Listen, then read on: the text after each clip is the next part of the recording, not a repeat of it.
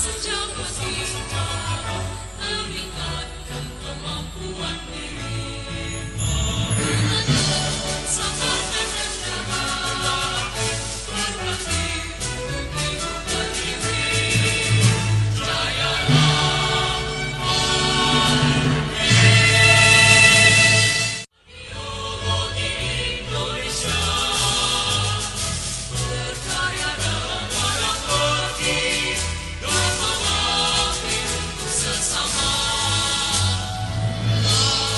Warga berhimpunan bagi ideologi Indonesia, berkiprah dalam wadah budi bagi bangsa dan Nusantara. Bersama sejauh kita meningkatkan kemampuan diri. Sabarkan dan damai, berbakti untuk kehidupan ini. Jayalah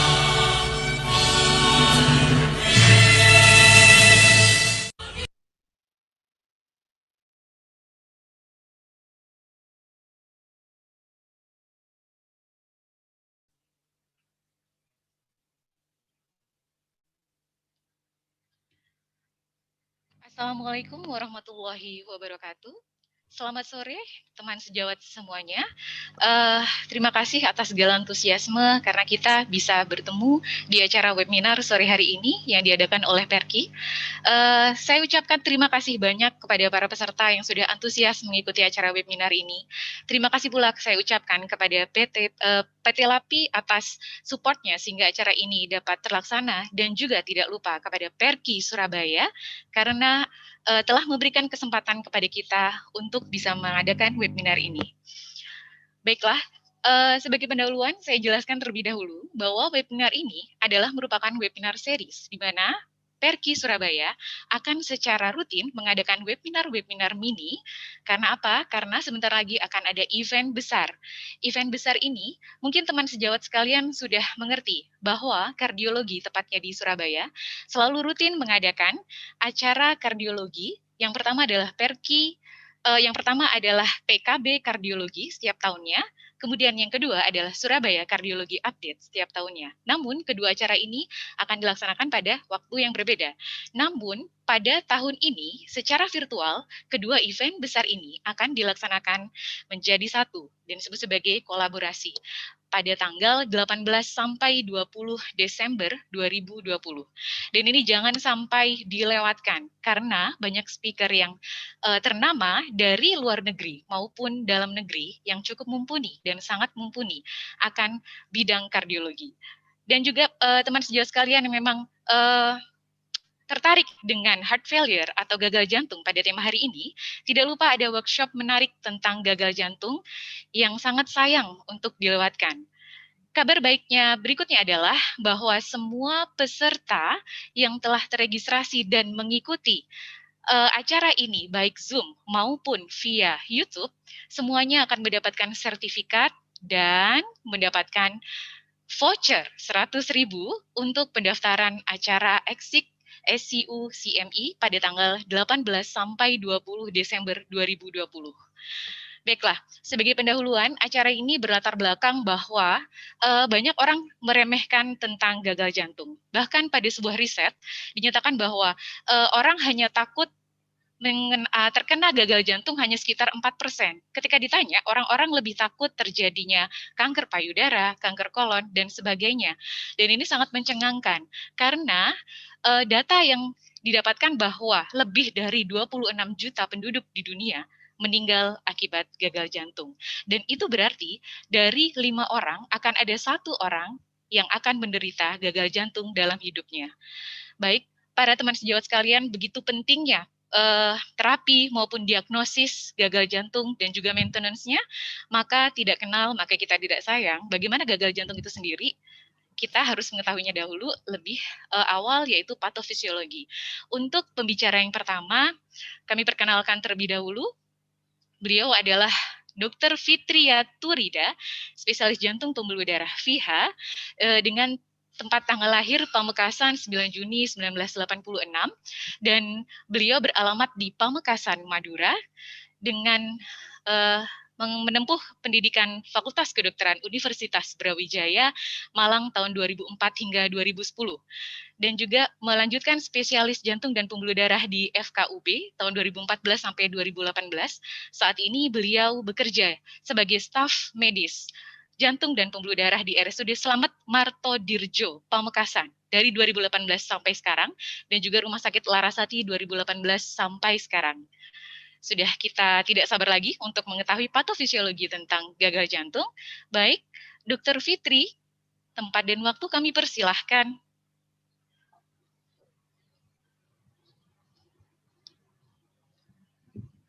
Dr. Fitri. Ya. Baik. Assalamualaikum warahmatullahi wabarakatuh. Selamat sore. Terima kasih kepada Dr. Ajeng. Terima kasih kepada Perki Surabaya yang memberi kesempatan kepada saya untuk menyampaikan materi pada sore hari ini. Saya menyapa dulu para teman sejawat, para dokter umum. Selamat sore, salam sehat di era pandemi. Alhamdulillah kita masih bisa bertemu meskipun secara virtual ya. Jadi hari ini, sore ini kita akan membahas sharing bersama tentang patofisiologi dari hot filler dan klasifikasi. Ya, kita mulai dengan filosofi dari penyu laut. Penyu laut bergerak sangat lambat dan memiliki angka harapan hidup yang lebih panjang daripada hewan-hewan karnivora yang hanya hidup 10 sampai 15 tahun.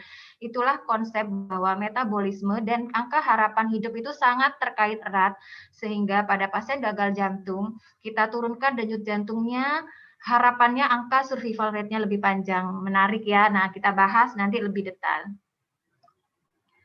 Ya, ini definisi. Apa itu gagal jantung? Gagal jantung adalah sindrom klinis yang kompleks yang dengan karakteristik bervariasi dari simptom dan sign-nya dengan penyebab yang bermacam-macam, disebabkan karena gangguan struktur dan fungsional sehingga mengganggu fungsi sistolik dan atau diastolik sehingga berakibat pengurangan cardiac output dan peningkatan tekanan pengisian atau orang sebut filling pressure, dan bersifat kronis dan progresif. Nah, hampir ini di USA ya, data epidemiologi, hampir 915.000 orang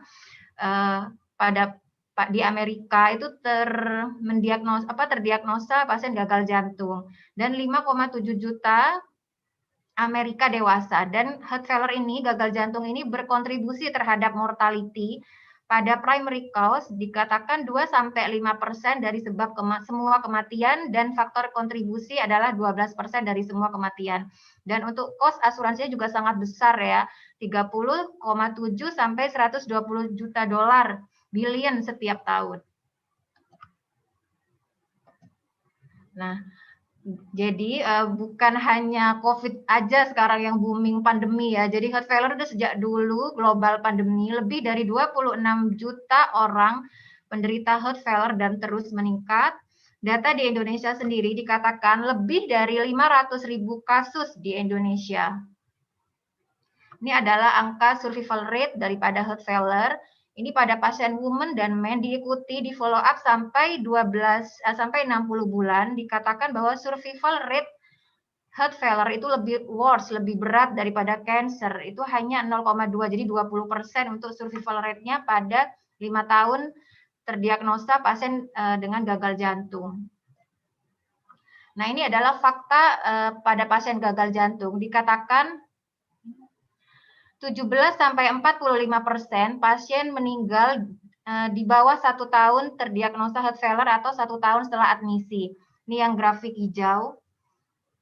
Kemudian dikatakan lebih dari 50% pasien meninggal pada 5 tahun setelah admisi yang pertama, dan 1,7 sampai 10 hampir 17%, 2-17% meninggal saat hospitalisasi yang pertama. Meskipun sudah ditemukan device yang modern, entah itu CRRT atau LVAD, dan sistem manajemen pasien yang sudah adekuat, tetapi memang survival rate pada pasien heart failure ini sangat buruk.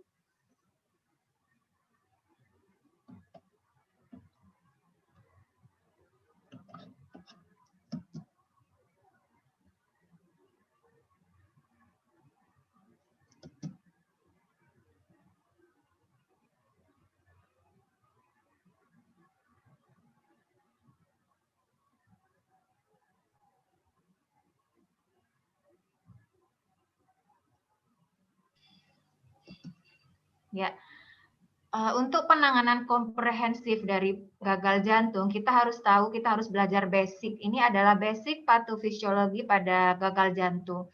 Di mana gagal jantung seperti yang sudah dijelaskan bahwa terjadi gangguan sistolik dan atau diastolik sehingga mengganggu cardiac output dan mengganggu tekanan, menyebabkan peningkatan tekanan pengisian. Nah, mekanisme kompensasi tubuh kita adalah aktivasi RAS system, peningkatan inflamasi, sitokin, peningkatan simpatetik neurosistem yang awalnya baik mekanisme kompensasi itu untuk sebagai kompensasi pada heart failure, tetapi karena bersifat progresif dan persisten sehingga pada waktu yang lama akan berakibat dekompensasi dan memperburuk dari gagal jantung itu sendiri sehingga terjadi ventricle remodeling, miopati, hypercatabolic state yang semua akan menimbulkan gejala pada pasien gagal jantung lebih berat, entah itu sesak, cemas, fatigue, anoreksi, malas makan, dan juga terjadi aktivasi ergorefleks. Aktivasi ergorefleks ini apa? Jadi adalah mekanisme second pada sympathetic nervous system yang ini reseptornya, mekanoreseptornya ada di skeletal. Jika terjadi hiperaktivasi pada ergorefleks ini sehingga memperburuk gejala pada gagal jantung karena terjadi vasokonstriksi, peningkatan aktivasi sistem neurosis simpatis, dan peningkatan ventilatoris respons terhadap exercise sehingga pasien terjadi pengurangan kemampuan untuk beraktivitas. Nah, ini adalah basic patofisiologi pada pasien gagal jantung karena disebabkan left ventricle damage. Jadi, pada pasien left ventricular damage, di mana terjadi penurunan cardiac output, tentu akan terjadi penurunan blood pressure. Sehingga respon mekanisme kompensasi adalah peningkatan sympathetic activation dengan cara rilis norepinefrin. Nah, pada mekanisme kompensasi ini untuk jangka panjang akan bersifat sangat tidak baik ya, akhirnya toksik terhadap direct miokardial itu sendiri, meningkatkan heart rate, meningkatkan vasokonstriksi yang kesemuanya akan meningkatkan oksigen demand, meningkatnya wall stress. Wall stress itu adalah tekanan tegangan pada dinding ventricle entah karena volume overload atau pressure overload sehingga terjadi ventricular remodeling. Jadi jantungnya tambah lebar, tambah dilatasi.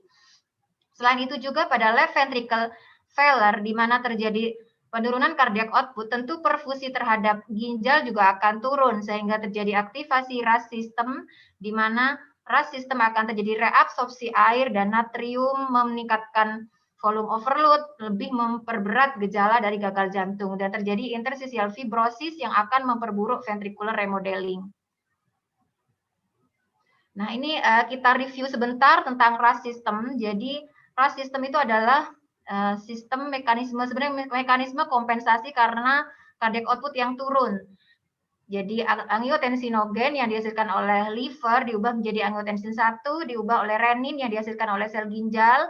Kemudian angiotensin 1 akan diubah oleh enzim yang dihasilkan oleh paru dan menjadi angiotensin 2 dan angiotensin 2 akan menjadi aldosteron. Dan kita tahu bahwa angiotensin 2 dan aldosteron itu sangat toksik terhadap jadi berakibat negatif terhadap miokard itu sendiri dan juga banyak hal negatif yang lain yaitu vasokonstriksi, ventricular remodeling, retensi natrium sehingga menambah volume overload, myocardial fibrosis, LVH, ventricle hypertrophy eccentric, dan peningkatan aktivasi sitokain yaitu inflamasi. Nah, ini peranan neurohormonal interaksi pada pasien heart failure. Jadi saat cardiac output menurun, tentu sympathetic nervous system akan meningkat, heart rate meningkat, renin meningkat, sehingga RAS system juga akan meningkat. Nah, disinilah peran ANP atau BNP. Jadi ANP ini adalah atrial natriuretic peptide, BNP ini adalah brain natriuretic peptide, di mana ini adalah hormon kontraregulatori. Jadi berkebalikan, ini mengurangi peningkatan dari sympathetic nervous system sehingga efeknya mengurangi blood volume, meningkatkan natriuresis, mengurangi sekresi aldosteron, vasodilatasi, dan diharapkan juga akhirnya akan memperbaiki keluhan pada pasien gagal jantung. Dan obatnya juga sekarang dikembangkan, ada neprilysin inhibitor, nah itu lewat dari BNP ini. Mungkin nanti untuk terapi dibahas oleh teman sejawat saya. Nah, sekarang kita bicara tentang staging dari heart failure. Jadi mungkin teman-teman sejawat, para dokter umum sering stage A, stage B, stage C.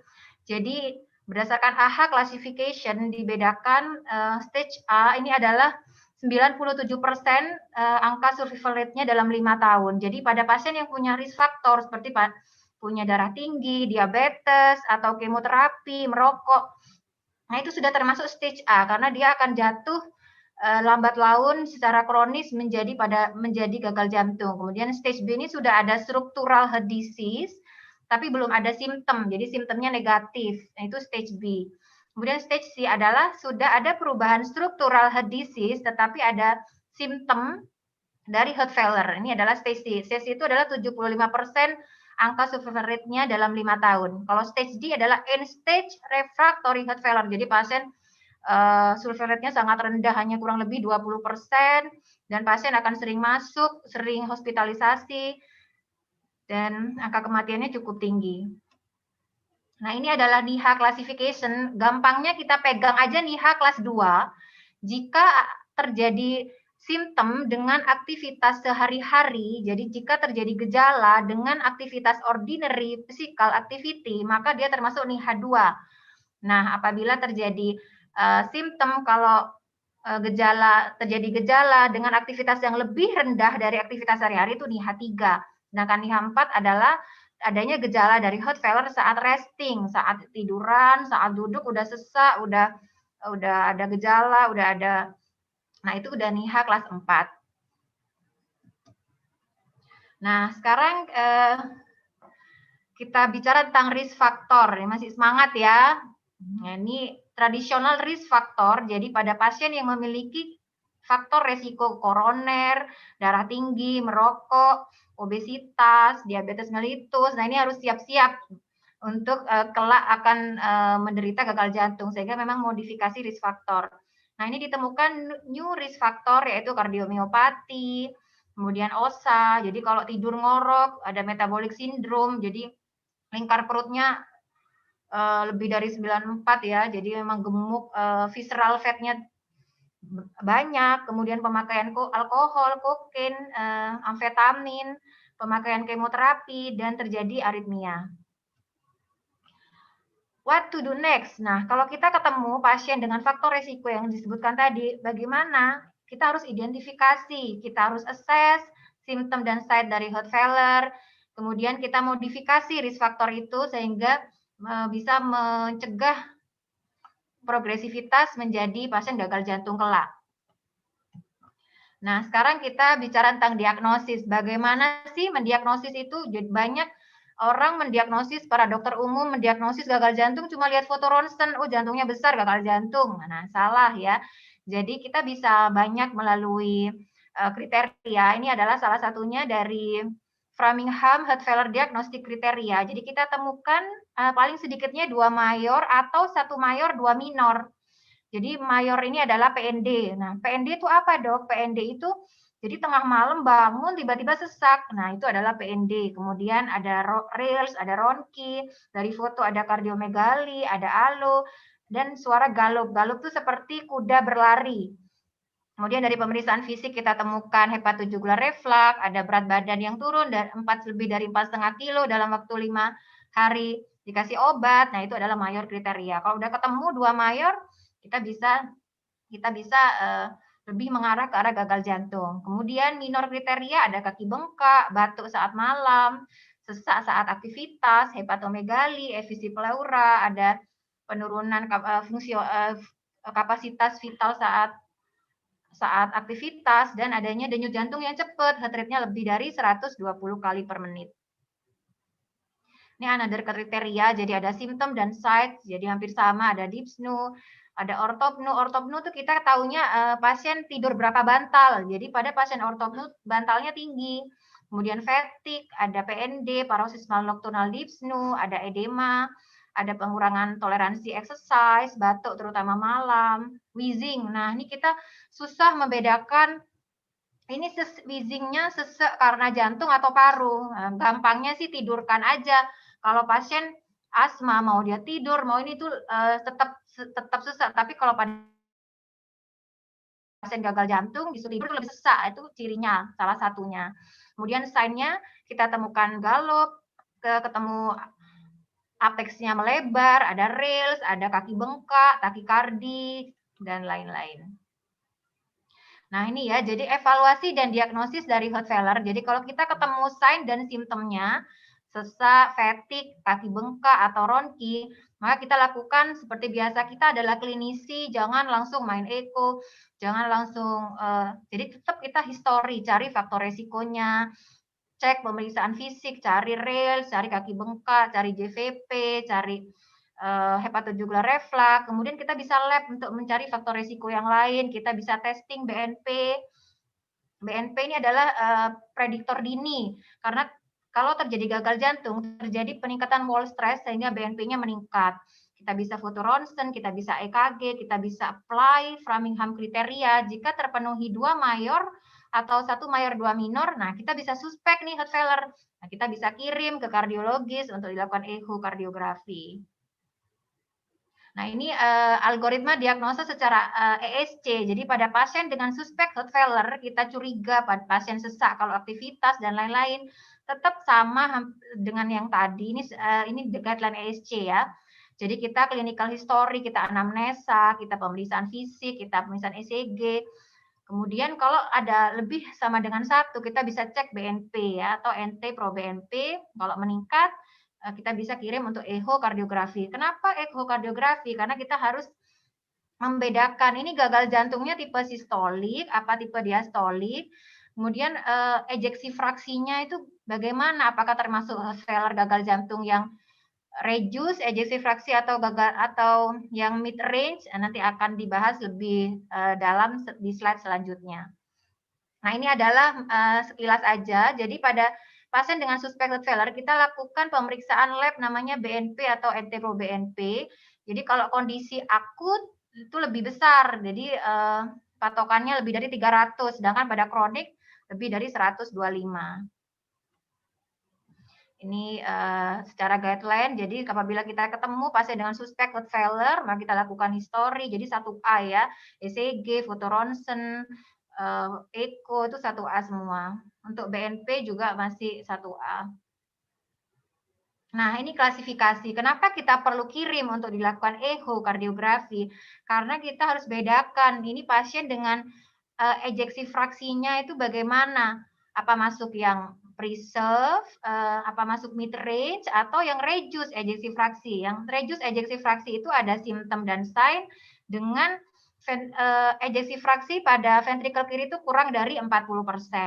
Sedangkan pada mid range ada simptom dan sign dan ejeksi fraksinya 40 sampai 49% dengan peningkatan natriuretic peptide dan ada struktural heart disease ya, entah left ventricle hypertrophy dan atau left atrial enlargement dan ada diastolic dysfunction. Sedangkan heart failure yang preserve hampir sama dengan yang mid range, cuma ejeksi fraksinya lebih dari 50%. Nah, ini kita bicara sekilas, ini tadi kita bicara tentang chronic heart failure. Ini tentang acute heart failure. Acute heart failure itu adalah public heart problem dan kebanyakan hospitalisasinya itu tidak terencana dan outcome-nya sangat buruk. Jadi diketahui 90 hari akan rehospitalisasi dan 1 tahun mortality-nya 10 sampai 30%. Apa itu acute heart failure? Acute heart failure adalah adanya rapid onset atau perburukan simptom dan atau sign dari kondisi yang threatening, yang mengancam nyawa sehingga butuh urgent evaluasi dan treatment. Jadi presentasinya bisa de novo, jadi benar-benar murni acute heart failure pertama kali atau acute decompensated heart failure. Jadi sebelumnya chronic stabil heart failure, kemudian karena ada precipitating factor, ada pencetus menjadi acute decompensated heart failure.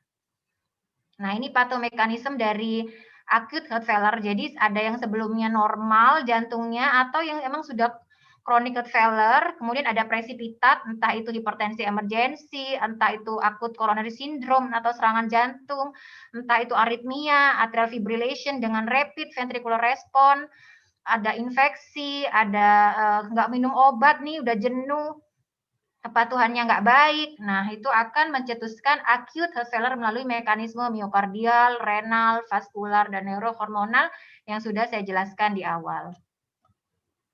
Nah, gimana kalau kita ketemu nih pasien acute heart failure di in-hospital, kita harus tentukan status hemodinamiknya. Jadi kita tentukan kongestif sama sama perfusinya. Jadi kalau dia tidak kongestif, kemudian perfusinya bagus, akralnya hangat, kemudian kencingnya bagus, pasien ini termasuk warm and dry, ya sudah pulangkan saja, berarti ini pasien stabil.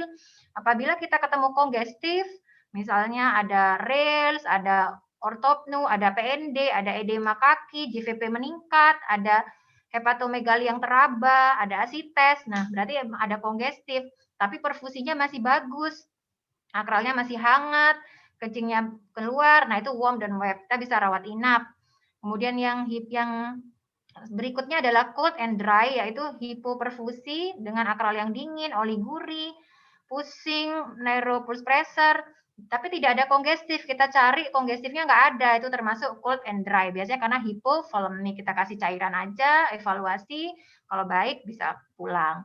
Nah ini yang heart failure yang berat, cold and wet, jadi shock kardiogenik dengan alokardiogenik. Banyak nih kita temukan di UGD, jadi perfusinya jelek, akralnya dingin, orangnya berkerigobios, kakinya bengkak dan lain-lain, tapi ronkinya penuh. Nah, ini termasuk cold and wet. Untuk tata laksana nanti akan dijelaskan oleh teman sejawat saya dari RSUD Ponorogo ya. Oke, mungkin itu saja. Mungkin nanti kita bisa diskusi di akhir. Terima kasih, mohon maaf. Saya kembalikan kepada moderator. Assalamualaikum warahmatullahi wabarakatuh. Waalaikumsalam warahmatullahi wabarakatuh. Terima kasih banyak, Dr. Fitri. Presentasi yang luar biasa ya. Siap. Jadi, bisa disimpulkan sementara bahwa kita nih hidup lebih baik seperti penyu ya, Dr. Fitri ya, di mana metabolismenya lambat dengan lifespan-nya juga lebih tinggi. Ya, itu filosofinya. Kita metabolisme lambat, denyut jantung kita lambat, nggak usah marah-marah, tenang, hidup aja, hidup aja. Yang perlu diingat dari slide-nya Dr. Fitri adalah penyu. Begitu ya, Dok ya? Oke, ketika kita sudah mengenal tentang patofisiologi gagal jantung, maka langkah baiknya kalau kita kemudian langkah lebih lanjutnya lagi adalah mengetahui terus bagaimana ini, terutama untuk teman sejawat semua sebagai frontliner untuk mengatasi gagal jantung. Maka setelah ini speaker yang selanjutnya akan menjelaskan bagaimana tata laksana terutama pada vaskes primer pasien-pasien gagal jantung ini. Tidak perlu lama-lama, sudah nggak sabar juga nih, ingin tahu ya Dokter Ana. Nanti ini saya perkenalkan terlebih dahulu, Dokter Ana. Mungkin jangan terburu-buru dulu, Dokter. Baik, jadi Dokter Ana Budiarti, spesialis jantung pembuluh darah FIHA. Beliau lahir di Ponorogo ya, Dokter ya. Kemudian beliau menjalani Fakultas Kedokteran Umum di Fakultas Kedokteran UNER tahun 2005. Melanjutkan spesialis jantung dan pembuluh darah di FK UNER, lulusan tahun 2018. Saat ini beliau merupakan staf medis jantung dan pembuluh darah di RSUD Dr. Marjono Ponorogo, dan juga di Rumah Sakit Muslimat dan Rumah Sakit Aisyah Ponorogo. Jadi kangen satenya ya Dokter Ana ya. Baik, tidak perlu memperlama lagi, waktu dan tempat kami persilahkan.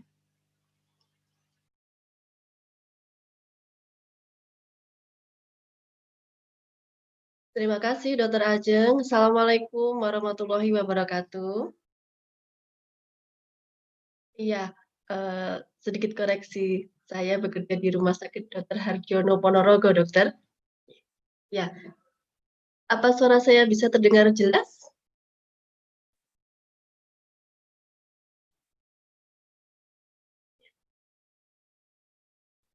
Assalamualaikum warahmatullahi wabarakatuh. Saya menyapa dulu teman-teman sejawat saya. Semoga kita sehat selalu. Terima kasih kepada moderator dan Pergi Surabaya. Sore ini saya diberi kesempatan untuk sharing bersama mengenai topik yang sangat menarik, yaitu gagal jantung. Nah, sampai saya sore ini kita akan berbincang-bincang bersama, saling sharing mengenai failure medical treatment in primary care setting, follow up, evaluation, dan recognize the problem. Oke. Sebagai pendahuluan, gagal jantung ini masih merupakan suatu penyakit kronis dan berpotensi menjadi progresif dengan morbiditas dan mortalitas yang tinggi. Bagaimana dengan di Indonesia? Di Indonesia, pasien-pasien kita yang menderita gagal jantung usianya masih relatif muda dengan kondisi klinis yang lebih buruk dibandingkan pasien-pasien gagal jantung yang berada di Eropa atau di USA. Nah, pada pasien-pasien kita ini, konsumsi obat jangka panjang ini sudah merupakan suatu tantangan tersendiri. Rasa bosan pasti ada. Belum lagi apabila pada pasien-pasien ini ada penyakit komorbid yang lain. Tentunya dia juga akan mendapatkan terapi untuk komorbidnya tersebut. Jadi beban di pusat rujukan juga besar.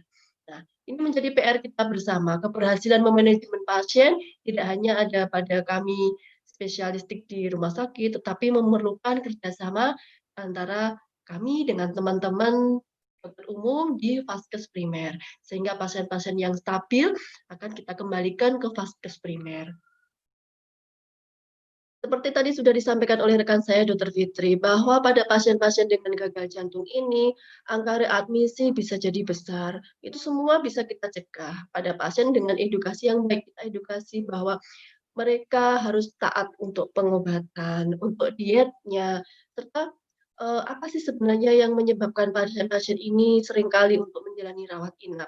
Bisa karena ketidakpatuhan konsumsi obat. Obatnya sudah bermacam-macam, dietnya yang tidak patuh, atau mereka sulit untuk mencari akses ke pelayanan kesehatan.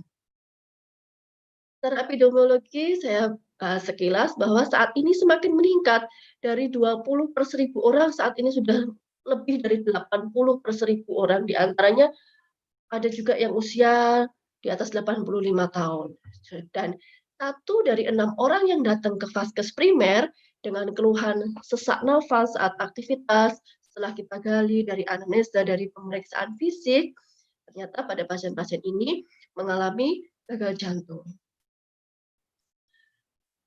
Definisi gagal jantung yaitu suatu sindroma klinis yang memiliki tanda dan gejala yang spesifik, bisa disebabkan abnormalitas dan atau fungsi jantung sehingga terjadi penurunan curah jantung dan atau peningkatan tekanan intrakardiak saat aktivitas maupun saat istirahat.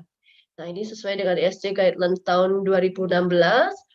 Nah, terminologi gagal jantung ini bermacam-macam. Kadang teman-teman mungkin bingung ya, ini sebenarnya gagal jantung itu dibagi semacam apa? Tadi sudah dengan detail dijelaskan oleh Dr. Fitri. Jadi memang secara garis besar itu pembagian gagal jantung berdasarkan onsetnya, apakah dia akut atau kronik, kemudian berdasarkan dari fungsi ejeksi ventrikel kiri, yaitu kemampuan ventrikel kiri untuk memompa sejumlah darah.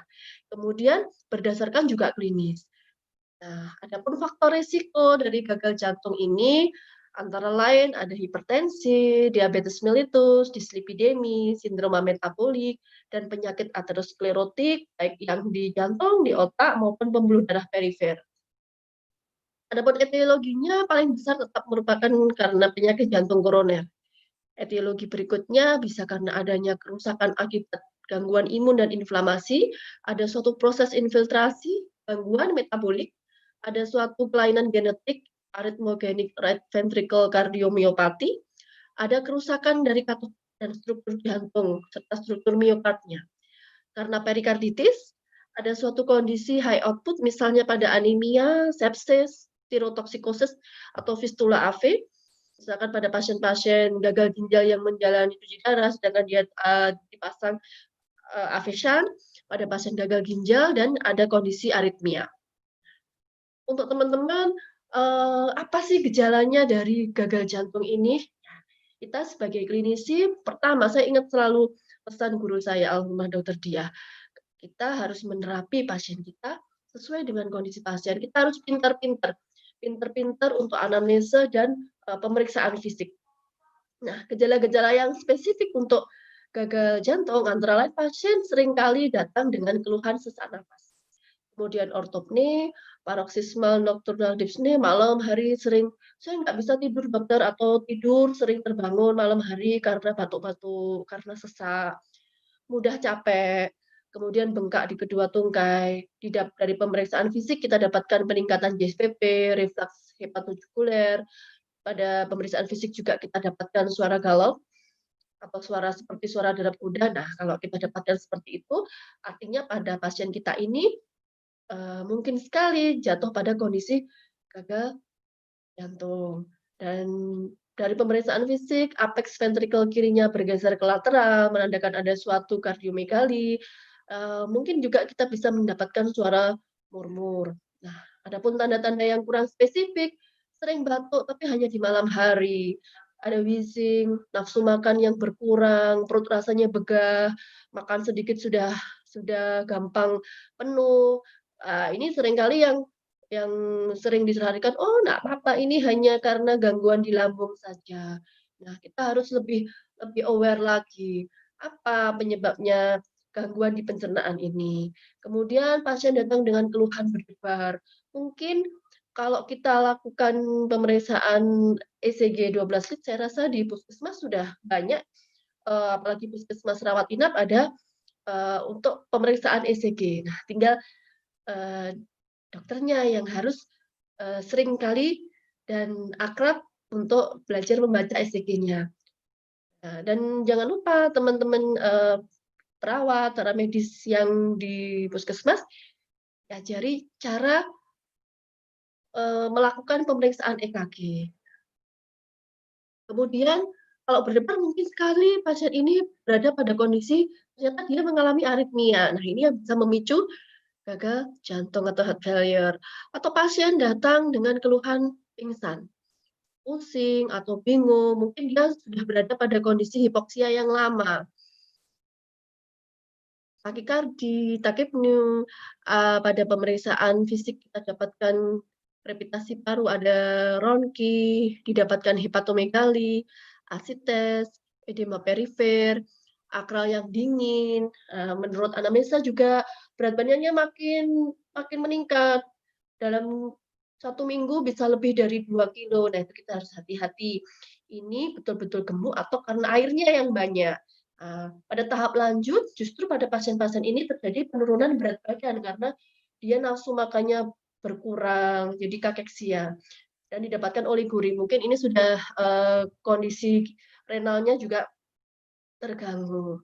Nah, adapun tata laksana secara farmakologis untuk heart failure ini, pada prinsipnya kondisi jantung kita, cardiac output, itu merupakan hasil dari stroke volume dan heart rate. Adapun faktor-faktor yang mempengaruhi dari preload-nya, afterload, contractility, dan heart rate. Nah, inilah yang akan kita modifikasi. Ini adalah algoritma terapi menurut ESC Guidelines. Nah, terapi pada pasien heart failure yang simptomatik dengan kondisi fraksi atau fungsi ventrikel kiri yang rendah. Terapi utamanya pertama kali yang kita berikan adalah ACE dan beta blocker. Ini termasuk rekomendasi kelas 1, itu yang warna hijau kelas 1 ya. Kemudian kita evaluasi. Setelah dosis kita arbitrasi dari dosis yang rendah, tidak naikkan dosisnya sampai dosis maksimum, kita lihat, kita evaluasi bagaimana pada pasien kita ini, apakah masih didapatkan keluhan, sering sesak, ada bengkak. Nah, apabila dengan dosis maksimal ACE dan beta blocker masih ada keluhan, kita bisa tambahkan mineralokortikoid reseptor antagonis. Nah, kita evaluasi kembali apakah masih ada keluhan, mungkin pasien dengan ACE dia intoleran, ada batuk, kita coba hentikan ACE-nya. Kemudian, kita coba berikan lagi kalau muncul keluhan batuk lagi, nah itu kita bisa switch ke golongan ARB. Nah, kemudian denyut jantung juga harus kita, kendalikan. Nah, pada prinsipnya tata laksana gagal jantung itu apa sih tujuan kita? Terutama nanti yang sudah kondisi stabil kan akan kita rujuk balik ke teman-teman vaskes primer. Nah, ini yang perlu menjadi catatan dan apa hal-hal yang perlu teman-teman perhatikan, tujuan dari terapi kita adalah untuk memperbaiki keluhan dan tanda-tanda kongestif.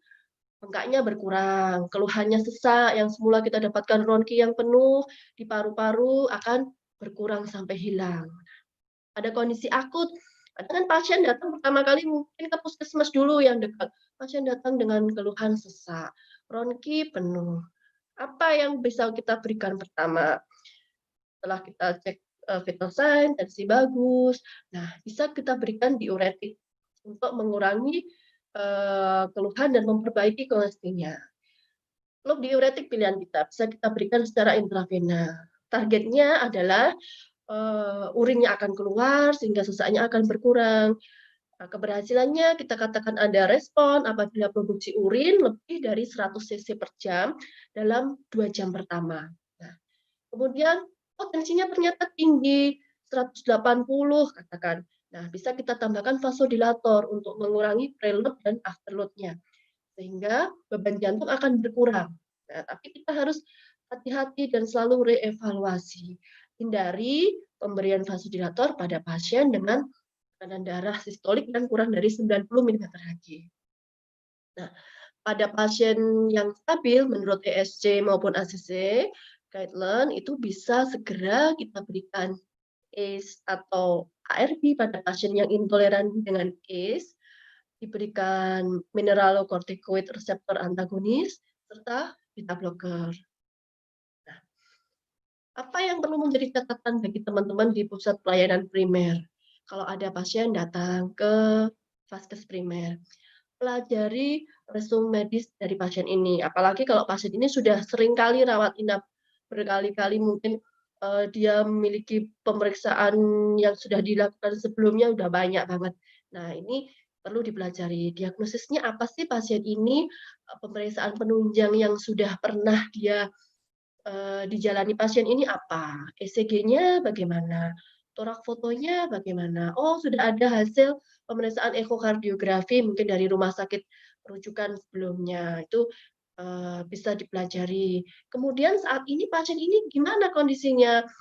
Apakah dia ada keluhan? Apakah didapat dari pemeriksaan fisik didapatkan tanda dan gejala kongestif? Adakah bengkak? Adakah sesak? Kemudian dari pemeriksaan fisik kita temukan ronki di kedua lapang paru, itu perlu kita evaluasi.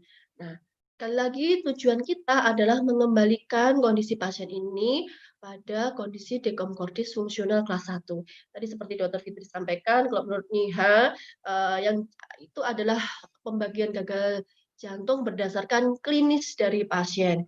Patokan kita adalah NIHA kelas 2, itu berdasarkan kemampuan pasien untuk melakukan aktivitas sehari-hari yang biasa dia kerjakan.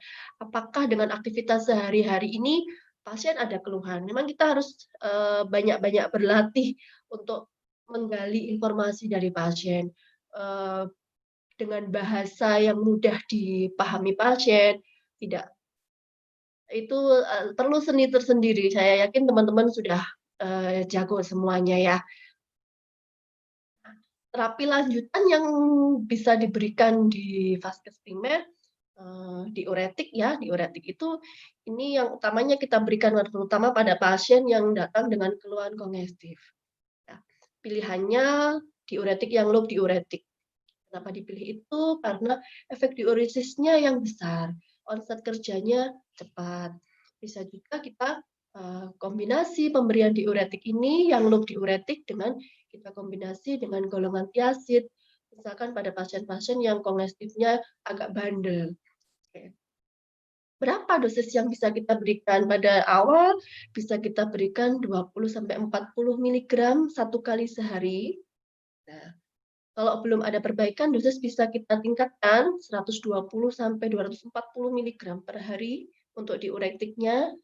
Oke, setelah itu apa yang perlu kita evaluasi dan perhatikan pada pemberian diuretik? Pertama adalah tanda-tanda hipotensi.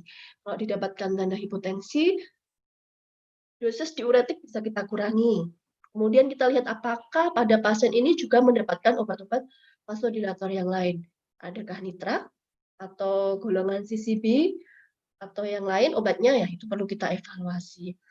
Pada pemberian diuretik jangka panjang, kita juga bisa kita harus evaluasi mengenai efeknya. Misalkan hipokalemi pada diuresis yang banyak, kita harus evaluasi mengenai kadar elektrolit terutama kalium. Untuk menghindari terjadinya hipokalemi, bisa kita kombinasi loop diuretik itu dengan diuretik yang lebih hemat kalium, misalkan spironolakton, atau pada pasien bisa kita berikan suplementasi kalium. Disarankan setiap hari di rumah makan buah pada pasien-pasien yang cenderung hipokalemi. Buah yang gampang saja, yang setiap musim ada, yang mungkin dia sendiri punya di rumah. Oke. Kemudian efek jangka panjang yang lain bisa terjadi hiperurisemia. Nah, pada kondisi seperti ini bisa ditambahkan dengan pemberian allopurinol.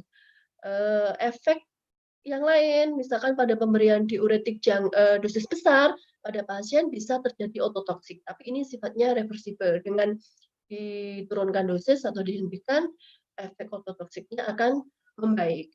Nah, kalau pasien sudah mulai dari kondisi kongestif, kemudian dia euvolemik, nah dosis diuretik bisa kita kurangi, bahkan bisa tidak kita berikan untuk diuretiknya.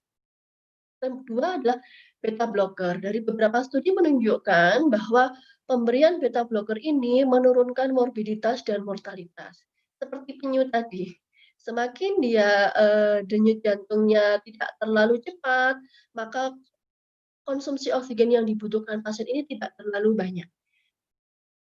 Ya, pada pasien-pasien dengan yang diberikan beta blocker ini kapan mulai kita berikan? Biasanya sudah mulai kita berikan sejak di rumah sakit. Mulai dari dosis kecil, kemudian diadministrasi. Mulai diberikan pada pasien yang sudah euvolemi. Yang perlu kita perhatikan adalah pada pasien-pasien dengan beta blocker, kita harus evaluasi, kita pantau denyut nadinya, heart rate-nya. Tekanan darahnya bagaimana? Dan adakah tanda-tanda kongestif? Kalau tanda kongestifnya masih banyak, pasiennya masih kroniknya banyak, jangan dulu kita berikan beta blocker. Mohon maaf, Dokter Ana, ini slide yang masih tampil adalah slide terapi lanjutan. Mungkin agak sedikit macet tadi slide-nya. Masih terapi lanjutan ini dokter, diuretik beta blocker ACE. Oke, siap. Oke. Untuk saya lanjutkan, untuk ACE inhibitor ini merupakan terapi lini pertama pada pasien dengan ejection fraction yang rendah. Dan MRA, mineralocorticoid receptor antagonis, ini bisa ditambahkan dan memang dia ada manfaat untuk menurunkan morbiditas dan mortalitas. Digoxin ini merupakan terapi lini terakhir. Diberikan pada pasien dengan indikasi adanya atrial fibrilasi yang cepat, sedangkan terapi lain mungkin tidak bisa diberikan. Misalnya pada pasien ini juga ada asma, jadi dia kontraindikasi untuk diberikan beta blocker. Jadi boleh kita berikan digoxin. Kalau mungkin zaman dulu pokoknya obat gagal jantung itu ya hanya ada digoxin saja. Nah, itu dulu. Nah, pada studi-studi yang baru-baru saat ini, digoxin ini adalah pilihan terakhir dan diindikasikan pada pasien dengan atrial fibrilasi. Nah, kita harus hati-hati pada pemberian obat-obat yang lain. Misalkan pasien ini juga mengkonsumsi obat diabetes atau dia sering konsumsi NSAID maupun COX yang golongan COX-2 inhibitor. Nah, ini harus lebih hati-hati terutama pada pasien gagal jantung dengan fungsi ventrikel kiri yang rendah karena akan semakin memperburuk kondisi gagal jantungnya. Nah, ini ya seperti yang saya sampaikan kalau di ringkas ini dari guideline bahwa ACE, beta blocker, MRA ini termasuk kelas rekomendasi kelas 1. Nah, ini adalah macam-macamnya apa saja pilihannya untuk ACE, beta blocker, ARB, dosis awal sampai dosis maksimalnya. Ini untuk diuretik. Nah, hati-hati pada pemberian obat-obat yang lain. Kalau untuk kondisi misalkan pasien memiliki komorbid diabetes, obat-obat golongan thiazolidinediones atau glitason, obat-obat golongan NSAID, ini termasuk kelas rekomendasi kelas 3 karena dia justru akan memperburuk kondisi gagal jantungnya. Karena misalkan kalau glutathione ini dia akan meretensi natrium dan air sehingga akan memperburuk, keluhan dan klinis dari pasien dengan gagal jantung. Obat-obat disibinon dihidropyridin misalkan diltiazem dan verapamil, dua obat ini memiliki efek inotropik yang negatif, jadi sebaiknya tidak diberikan pada pasien gagal jantung dengan fraksi ejeksi yang rendah. Nah ini, efek samping pemberian diuretik dan penanganannya, tadi sekilas di depan sudah saya sampaikan, kita harus hati-hati adanya hipotensi, hipokalemi, hipovolemi, hiperurisemi, dan resistensi diuretik. Nah, bisa kita evaluasi pemberian dosisnya, kalau hipokalemi bisa diberikan suplementasi kalium atau, dikombinasi dengan diuretik yang lebih hemat kalium. Pada pasien dengan hipovolemi, evaluasi status cairan pasien.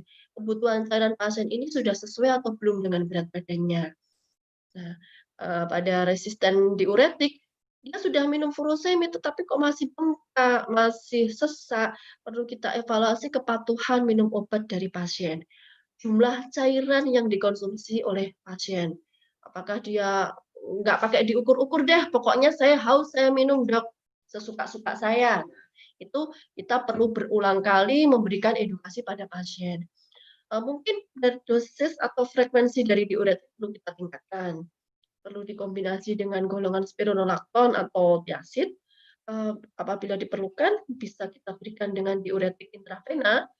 Kalau semuanya sudah mentok, masih kongestif, jalan terakhir adalah dengan ultrafiltrasi. Lalu bagaimana dengan pasien-pasien gagal jantung ini? Apakah di rumah itu pasien hanya duduk manis aja, nggak ngapa-ngapain, nggak boleh beraktivitas? Sebenarnya juga tidak juga. Sampai saat ini nggak ada batasan yang pasti, yang jelas bahwa kapan sih pasien boleh bekerja, apakah dia boleh naik kendaraan sendiri, boleh nggak berolahraga pasien ini? Atau pada mereka yang masih seksual aktif, bagi pasangan suami istri, boleh nggak berhubungan seksual dengan pasangannya? Kayak kalau suami istri sah ya boleh-boleh saja, tetapi kapan waktunya itu tidak ada batasan yang pasti. Tetapi sebagai patokan buat itu pertanyaan yang sering sekali ditanyakan oleh pasien. Saya di rumah bolehnya ngapain ya dok? Boleh olahraga apa? Itu akan sering ditanyakan oleh pasien. Nah, sebagai pedoman kita harus tahu, kapasitas fungsional dari pasien ini. Bagaimana kita melihatnya untuk di fase primer? Nah, cara sederhana yang bisa kita lakukan, artinya tidak memerlukan keahlian khusus, tidak memerlukan, peralatan yang khusus yang macam-macam, bisa kita lakukan tes jalan 6 menit atau 6 minute walking test. Kita hanya perlu, lintasan untuk jalan pasien kurang lebih 30 meter. Kalaupun di puskesmas nggak ada yang sepanjang itu bisa dimodifikasi, misalkan hanya ada space ruang 5 meter, Dok. Jadi nanti, kira-kira berapa kali pasien ini bolak-balik, sampai panjang lintasannya 30 meter. Kemudian perlu alat tensi, tempat duduk, mungkin oksigen dan, stopwatch. Jadi pada pasien ini, eee, kenapa kita lakukan 6 minute walking test? Ini tujuannya untuk menilai kapasitas fungsional dari pasien. Kedua, kita bisa menilai efek dari terapi yang kita berikan dengan melihat perbandingan sebelum dan sesudah diberikan terapi. Serta ini sebagai prediktor buat kita untuk morbiditas dan mortalitas pasien. Nah, ada syaratnya, kita tidak boleh untuk melakukan 6 minute walking test, misalkan pada pasien yang masih belum stabil, ada riwayat angina tidak stabil, atau baru sebulan kemarin mengalami infark miokard akut. Kalau indikasi relatif, heart rate-nya lebih dari 120, tensi lebih dari 180 mmHg untuk sistoliknya, dan diastolik lebih dari 100. Jadi ketika pasien datang, biarkan dia duduk dulu 10-15 menit, baru nanti kita evaluasi tensinya berapa, heart rate-nya berapa, ajari. Jadi pasien diminta jalan dari start point yang sudah kita tentukan, jalan secepat yang dia mampu selama 6 menit. Kalau di tengah jalan pasiennya capek, ya enggak apa-apa istirahat dulu, berhenti dulu. Nah, tugas kita, apa kita harus mendampingi pasien selama jalan? Tidak, kita tetap berada di start point sambil mengingatkan, "Oh, waktunya kurang 1 menit, waktunya masih ada sekian menit." Nah, nanti kalau sudah 6 menit, kita minta pasien berhenti, tempat terakhir dia, setelah 6 menit berjalan, kemudian kita ukur jarak tempuh yang bisa dia, capai selama 6 menit. Nah, dari situ kita bisa mengukur VO2 max, yaitu, kemampuan maksimal untuk memanfaatkan oksigen untuk metabolisme. Nah, dari VO2 max ini kita bisa menentukan max-nya pasien ini berapa, kapasitas fungsionalnya. Nah, dari patokan ini nanti kita bisa menjelaskan ke pasien apa-apa yang sudah bisa dia kerjakan di rumah. Kegiatan apa, olahraganya yang semacam apa, seperti itu. Apakah olahraga, dengan jalan kaki, jalan atau sepeda, atau berenang. Yang tidak kalah penting dan harus selalu berulang-ulang mungkin kita ulangi ya, adalah edukasi ke pasien. Bahwa gagal jantung ini tidak sama dengan bengkak jantung. Memang orang awam mengatakan, "Oh, saya bengkak jantung, dokter." "Gimana dokter? Saya sudah diobati sekian bulan. Apakah jantung yang saya yang bengkak sudah kempes?" Itu adalah pertanyaan-pertanyaan yang sering sekali disampaikan oleh pasien. Nah, kita harus mengedukasi, memonitor perburukan dari gejala. Sesaknya makin bertambah, bengkaknya makin tambah. "Ini baju saya, sudah banyak yang sempit." Nah, ternyata setelah ditimbang dalam 1 minggu itu peningkatan berat badannya, bahkan dalam 3 hari dia lebih dari 2 kilogram peningkatan berat badannya. Kemudian kita edukasi cara mengatur dosis diuretik. Ini pasiennya juga harus kita ajari biar pinter, nggak hanya dokternya aja. Obat Obat-obat apa yang dapat memperburuk kondisi, gagal jantungnya. Jadi itu kita harus harus edukasi ke pasien supaya dia, tidak minum obat di luar dari apa yang diberikan oleh dokternya. Nah, seringkali beberapa kondisi yang menyebabkan pada pasien-pasien dengan gagal jantung kronik itu jatuh pada kondisi acute decompensated heart failure, salah satunya karena infeksi. Jadi ada baiknya pada pasien-pasien kita, itu kita edukasi untuk vaksin influenza atau pneumonia 1 tahun sekali. Memang ini agak agak mahal ya. Batasi cairan. Nah, selain compliance untuk minum obat dan diet, ini kita harus edukasi mengenai pembatasan cairan. Untuk 24 jam sekitar 1,5 sampai 2 liter, mungkin bisa ditingkatkan kalau, cuaca sangat panas, ada mual muntah, ada diare, itu boleh ditambah cairannya. Yang penting lagi adalah stop merokok dan konsumsi alkohol, serta gaya hidup yang kurang baik yang lainnya, serta, olahraga. Jadi pasien tidak hanya diam, duduk manis saja, tapi dia juga boleh berolahraga, jalan santai semampunya. Kalau mungkin sudah kapasitas fungsional sudah semakin baik karena keluhan-keluhan gagal jantungnya sudah membaik, dia bisa bersepeda atau berenang. Itu mungkin yang bisa, saya sampaikan sedikit untuk teman-teman. Saya kembalikan kepada moderator. Terima kasih. Assalamualaikum warahmatullahi wabarakatuh. Waalaikumsalam warahmatullahi wabarakatuh, Dokter Ana. Baik, presentasinya sangat menarik dan sangat edukatif luar biasa, Dokter Ana ini. Jadi, secara resume tadi Dokter Ana adalah bahwa kita sebagai SBJP di rumah sakit rujukan, ini kadang-kadang bebannya juga cukup berat karena memang kapasitasnya juga pasien-pasien yang gagal jantung yang sudah perlu rujukan ini cukup banyak, dan tugas kita adalah ketika pasiennya stabil dikembalikan lagi ya Dokter Ana ke vaskes primer. Maka disinilah letak GP teman sejawat sekalian untuk bisa berperan aktif untuk bisa penata laksanaan dari gagal jantung ini. Dan tadi juga pemeriksaan yang paling sederhana yang untuk kita bisa melakukan sendiri di Vaskes Primer adalah 6-minute walking test yang sudah dijelaskan oleh Dokter Ana. Itu bisa dilakukan di Vaskes Primer, di mana dia bisa untuk menentukan seberapa besar sih kegiatan yang bisa dilakukan oleh pasien gagal jantung ini. Gitu ya Dokter Ana ya. Mungkin itu Iya, yang bisa dokter. sedikit dijelaskan karena ini pertanyaannya sudah cukup banyak Dokter. Sebelum itu saya ingin mengingatkan kembali, selalu mengingatkan ya, karena ini merupakan webinar series di mana selanjutnya untuk menuju event terbesar yaitu EXIC, SCU, CMI pada tanggal 18 sampai 20 Desember 2020. Mungkin screen-nya bisa diganti untuk kita promokan acara terbesar kita pada akhir tahun ini kepada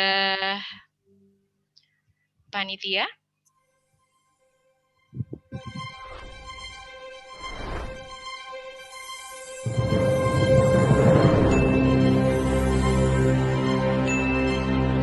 Screen-nya belum muncul.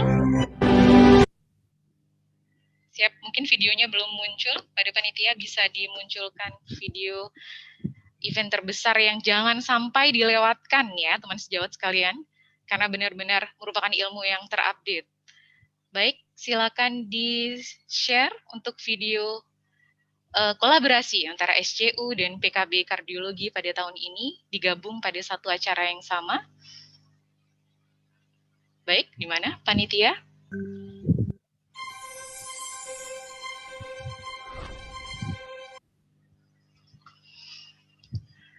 Baik, ini penting sekali ya Dokter Ana ya. Kita mungkin memang benar-benar harus ngikut nih. Dokter Fitri setuju juga kan dok? Setuju, dokter. Oke, karena ini habis ESC 2020 ya, jadi banyak juga guideline terbaru bagaimana penata laksanaan untuk gagal jantung dan lain-lain. Apakah itu sindroma koroner akut dan lain sebagainya. Bagaimana panitia? Apa bisa di-share videonya atau tidak? Setuju juga kan dok? Siap? Ya, dokter. Oke, Ditunggu karena ini partisipasinya teman-teman. habis ESC 2020 ya, jadi banyak juga guideline terbaru bagaimana penata laksanaan untuk gagal jantung dan lain-lain. Apakah itu sindroma koroner akut dan lain sebagainya. Bagaimana panitia? Apa bisa di-share videonya atau tidak? Setuju juga kan dok? Siap? Karena ini habis ESC 2020 ya, jadi banyak juga guideline terbaru bagaimana penata laksanaan untuk gagal jantung dan lain-lain. Itu semua bagaimana panitia? Bisa di-share. Setuju juga kan dok? Siap? Karena ini habis ESC 2020 ya, jadi banyak juga guideline terbaru bagaimana penata laksanaan untuk gagal jantung dan lain-lain. Itu semua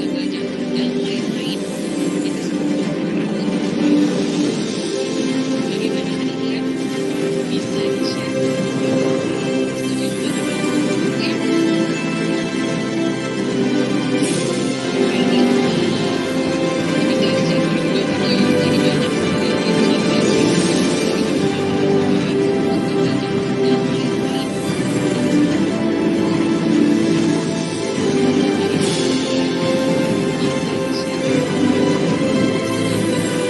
guideline terbaru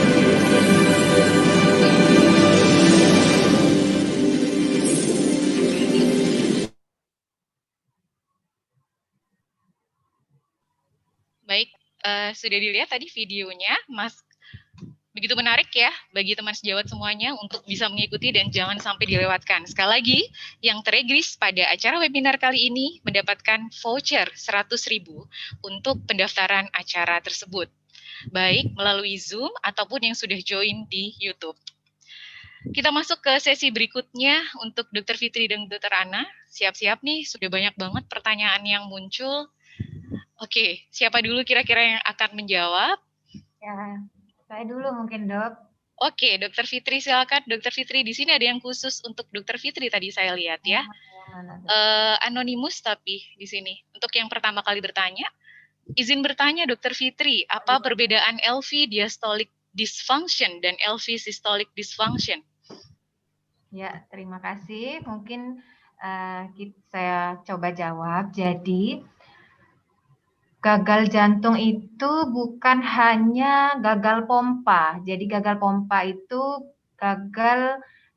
gangguan di fungsi sistolik, fungsi memompanya. Tetapi gagal jantung itu juga ada gangguan di diastoliknya, yaitu waktu meregang, waktu jantung itu meregang, dan waktu pengisian.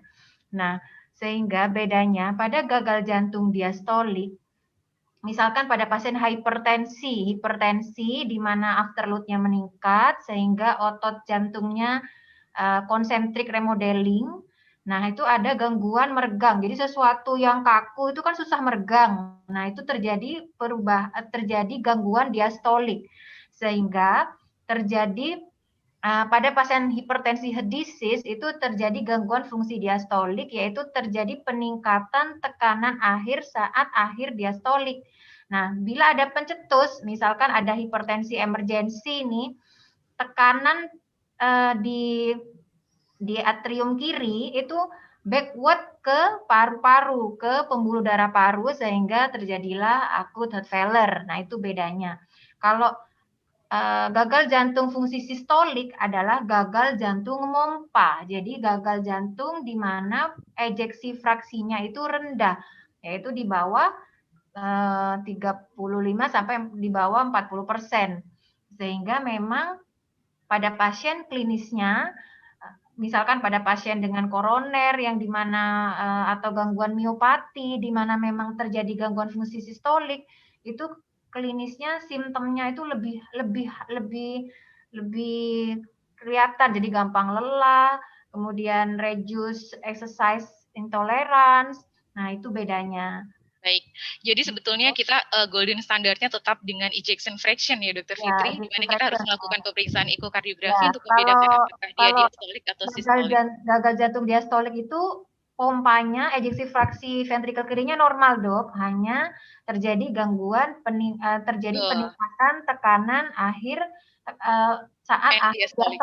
Ya, diastolik. Nah, sehingga kalau ada pencetus, yang saya bilang misalkan hipertensi emergensi, dia backward failure, balik ke belakang, tekanannya itu meningkat, balik ke belakang sehingga terjadilah akut hipertensi heart failure. Ya, Dr. Fitri, mungkin sudah cukup jelas untuk anonimus tadi ya, soalnya nggak masang nama. Untuk berikutnya dari Muhammad Adi Satrio Lazuardi. Assalamualaikum, selamat sore. Saya ingin bertanya, apakah diperbolehkan untuk pemberian nebulisasi pada pasien dengan wheezing dikarenakan oleh heart failure? Nah, ini dia, Dok. Ini juga pasien dokter umum di tempat saya itu bingung, kadang membedakan ini sesek jantung apa sesek paru. Nah, jadi muncul wheezing gitu. Jadi sebenarnya gampangnya lakukan diuretik trial aja. Jadi kita pertama lihat klinisnya, tanya kalau asma nggak mungkin dadakan. Jadi sebelumnya pasti ada riwayat sebelumnya. Kemudian dia dengan posisi tidur tuh lebih berat, lebih sesak. Nah, itu lebih mengarah ke jantung. Kita lakukan diuretik trial, Dok. Jadi kita masukkan diuretik 2 ampul atau 3 ampul di UGD, kita lihat efek kita kasih diuretik trial itu gimana urinnya, apa sudah misalkan 100 cc keluar dalam 1 jam. Nah, itu berarti itu adalah lebih ke arah kardiak. Nah, kemudian apa boleh, Dok, pasien gagal jantung di nebul? Ya boleh-boleh aja, tetapi nebul itu adalah juga meningkatkan denyut jantung gitu. Jadi sebaiknya kita tegakkan diagnosis dulu, baru kita manajemen. Jadi jangan pukul rata, wheezing semua di nebul, nggak bisa begitu. Jadi kita klinisi, kita tegakkan diagnosa dulu, ini mengarah ke kardiak atau pulmonary. Nah, sehingga nanti terapinya lebih pas gitu, Dok. Betul, karena wheezingnya itu sendiri berbeda antara inspirator atau ekspirator ya, Dok ya. Inspirator adalah ciri khas dari wheezing pulmonal, sedangkan ekspirator adalah khas untuk kardiak. Ya. Baik, selanjutnya mungkin dengan Dokter Ana. Untuk ini pertanyaan cukup rumit, Dokter Ana. Dari anonimus juga, di mana Assalamualaikum Dokter, punten. Mungkin dari Jawa Barat ya. Izin bertanya dok, jika usia muda, jadi pasien ini atau mungkin ini adalah kasusnya didiagnosis hemangioma, dokter Ana, di mana hemangioma tersebut menimbulkan obstruksi di pembuluh darah, namun di sini tidak jelas Ya, hemangiomanya lokasinya di lokasinya di mana. mana ya? Lokasinya di Betul. mana, dan menimbulkan gejala peningkatan heart rate jika beraktivitas berat sekitar 140 sampai 150 dengan istirahat 90 sampai 100. Punten dok, apakah di tempat di kemudian hari bisa merupakan faktor risiko gagal jantung? Sepertinya perlu tindakan lebih lanjut lagi ya dokter Ana. Silakan dijawab Betul. dok. Hemangioma ini saya sedikit meraba-raba ya, karena saya jarang berhubungan. Hemangioma itu kalau saya tidak salah ingat merupakan suatu tumor yang jinak di pembuluh darah ya. Dia bahkan bisa menghilang kalau tergantung ukuran dan letaknya di mana bisa menghilang sendiri. Nah, yang perlu kita evaluasi, satu dia lokasinya di mana, saya kurang paham untuk, yang ditanyakan ini tadi, lokasinya di mana.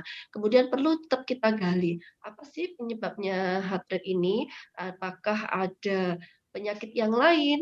Nah, misalkan, hipertiroid, kalau memang ada yang lain seperti itu ya bisa berpotensi kan itu suatu gangguan metabolik ya, bisa, kalau tidak tertangani dengan baik, jantung dipaksa untuk bekerja cepat, heart rate-nya, suatu saat memang bisa jatuh ke kondisi gagal jantung. Cuman hemangiomanya ini di mana lokasinya yang Ya, ini sih jawaban saya secara umum, tetap harus kita cari faktor-faktor yang lain, seperti faktor betul. resiko untuk terjadinya gagal jantung itu apa? Kenapa kok Jadi heart rate-nya dia meningkat? Apakah ada suatu kondisi, eee, high output kah? Nah, itu yang perlu tetap kita evaluasi. ya, Menambahkan dok, eh, ya. menambahkan dok. Oh Iya, boleh Dokter boleh Ya, ya. jadi Silakan dokter Fitri. yang ditanyakan tuh kan sebenarnya aritmia kardiomiopati itu seperti apa sih gitu yang ditanyakan. Mungkin tergantung durasi dan persisten dari aritmia takikardi itu dok. Jadi misalkan PVC yang frekuen terus menerus atau yang AF yang terus menerus. Nah, itu akan jatuh ke keadaan kardiomiopati. Jadi aritmia kardiomiopati itu adalah bentuk subform dari non-familiar kardiomiopati. Nah, beda kalau misalkan karena kalau hemangioma, kemudian dia kesakitan, terus takikardi, dan setelah dikasih obat nyeri, misalkan heart rate menurun, nggak persisten, nggak durasinya lama, ya juga nggak menyebabkan kardiomiopati. Jadi terkait dengan durasi dan persisten dari aritmia dan takikardinya. Begitu, dok. Jadi Terima semua tetap kasih. harus digali dulu. Kemudian Ya. selanjutnya dok, mungkin kita bisa lebih cepat lagi, di mana Muhammad Habibi. Dokter mohon tata laksana secara aplikatif tentang pasien shock kardiogenik Kardiogenik di dengan UGD, akut lung oke. edem di UGD. Nah, ini mungkin kita bisa promokan juga Dokter Ana bahwa kita memiliki acara ACLS yang rutin dilaksanakan oleh Perki Surabaya. Bisa follow Perki Perki Surabaya di Instagramnya, di mana kita akan selalu mengupdate info-info terbaru, info tentang ACLS, karena ini merupakan salah satu ilmu yang ada di ACLS, gitu ya Dokter Ana. Mungkin bisa Ya. sedikit dijelaskan sedikit aja dok, cairan dulu nih atau diuresis dulu? Ya, tadi di slide-nya Dokter Fitri ada, jadi ada pembagian empat kolom itu ya. Betul. Pasien kita ini apa nih? Warm and dry, apakah dia basah dan mungkin bisa terkena basah dan dingin. Nah, kalau dia tensinya turun, kemudian ada alo, kita naikkan dulu tensinya, kita perbaiki dulu. Nah, setelah tensinya naik, MAP-nya lebih dari 130, baru boleh kita berikan diuretiknya. Kalau tensinya masih rendah, kita kasih diuretik, ya tambah jelek nanti kondisi pasiennya. Jadi ini pasien ini ada di kolom yang mana ini? Warm and dry, warm and wet, atau cold and wet, ini yang sudah shock kardiogenik karena alonya. Jadi perbaiki tensinya dulu, baru nanti setelah tensinya mulai naik, kita berikan diuretiknya. Mungkin begitu. Siap, jadi tetap harus diketahui dulu. Status hemodinamiknya apa dulu? Hemodinamiknya dulu. Kalau memang ada wet, jelas diuresis. Kalau misalnya ada cold dry, kita bisa untuk challenge cairan dengan cairan dahulu. Intinya kita kenali dulu. Next, itu tadi mengenai acute heart failure. Untuk selanjutnya pertanyaan tentang mungkin chronic heart failure ini. Silakan Dokter Fitri boleh, Dokter Ana boleh. Di mana di sini Dokter Frankie Santoso dari Talisayan. New York Heart Association. Jadi ADHF yang 23, ketika kita sudah melakukan pemberian loop diuretik furosemide ini sampai kapan diberikan? Jika memang awalnya 40 mg, kemudian diturunkan 20 mg dan masih mampu mentolerirnya, apakah tetap dilanjutkan atau bisa berhenti? Kemudian pertanyaan berikutnya adalah di vaskes primer nih rata-rata beta blocker yang kardioselektif tidak ada, Dok. Oke. Bisoprolol ya. Saya coba jawab. Apa yang bisa diberikan? Oke, silakan. Saya coba jawab. Kalau pasien ini sudah dari overload, kemudian dia sudah euvolemik, furosemide bisa kita hentikan. Ya, kita berikan kalau dia sudah pada kondisi euvolemik. Sebentar di slide saya obat-obat yang ya, tadi mungkin bisa di slide SC 2016 tentang penata laksana heart failure, itu diuresis ada di paling tepi, Dokter Ana, yang jauh di paling pinggir.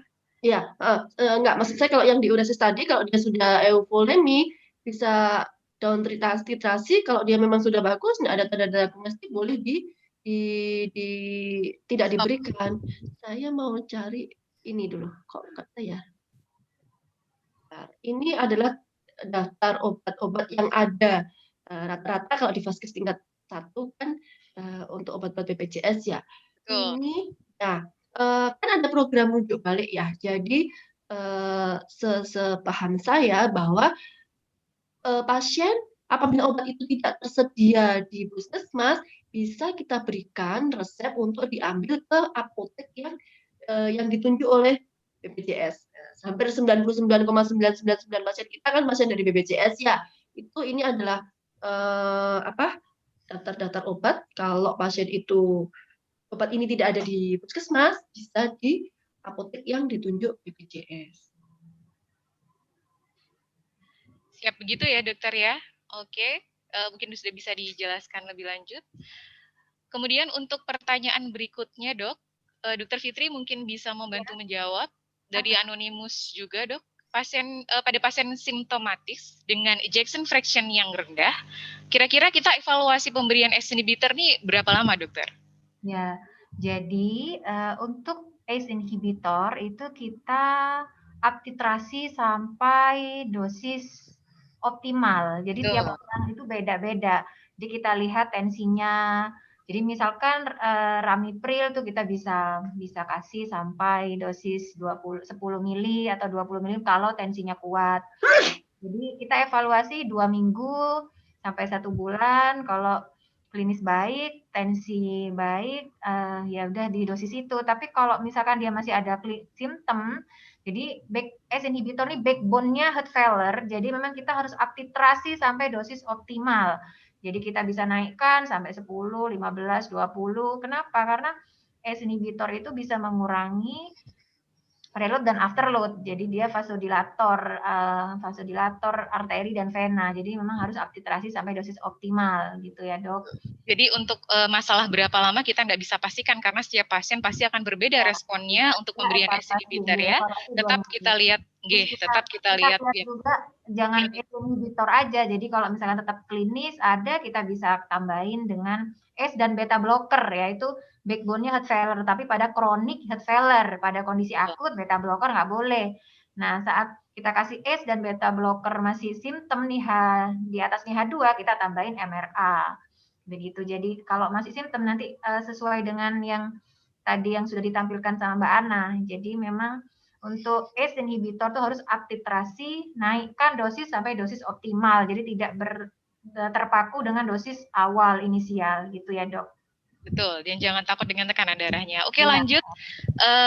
Ini ada pasien dengan post primary PCI. Ya, pemasangannya 2 stent dan pulang dari rumah sakit dengan ejection fraction yang rendah 40%, Dok. Dan namun saat diperiksa masih kelas 1, functional class.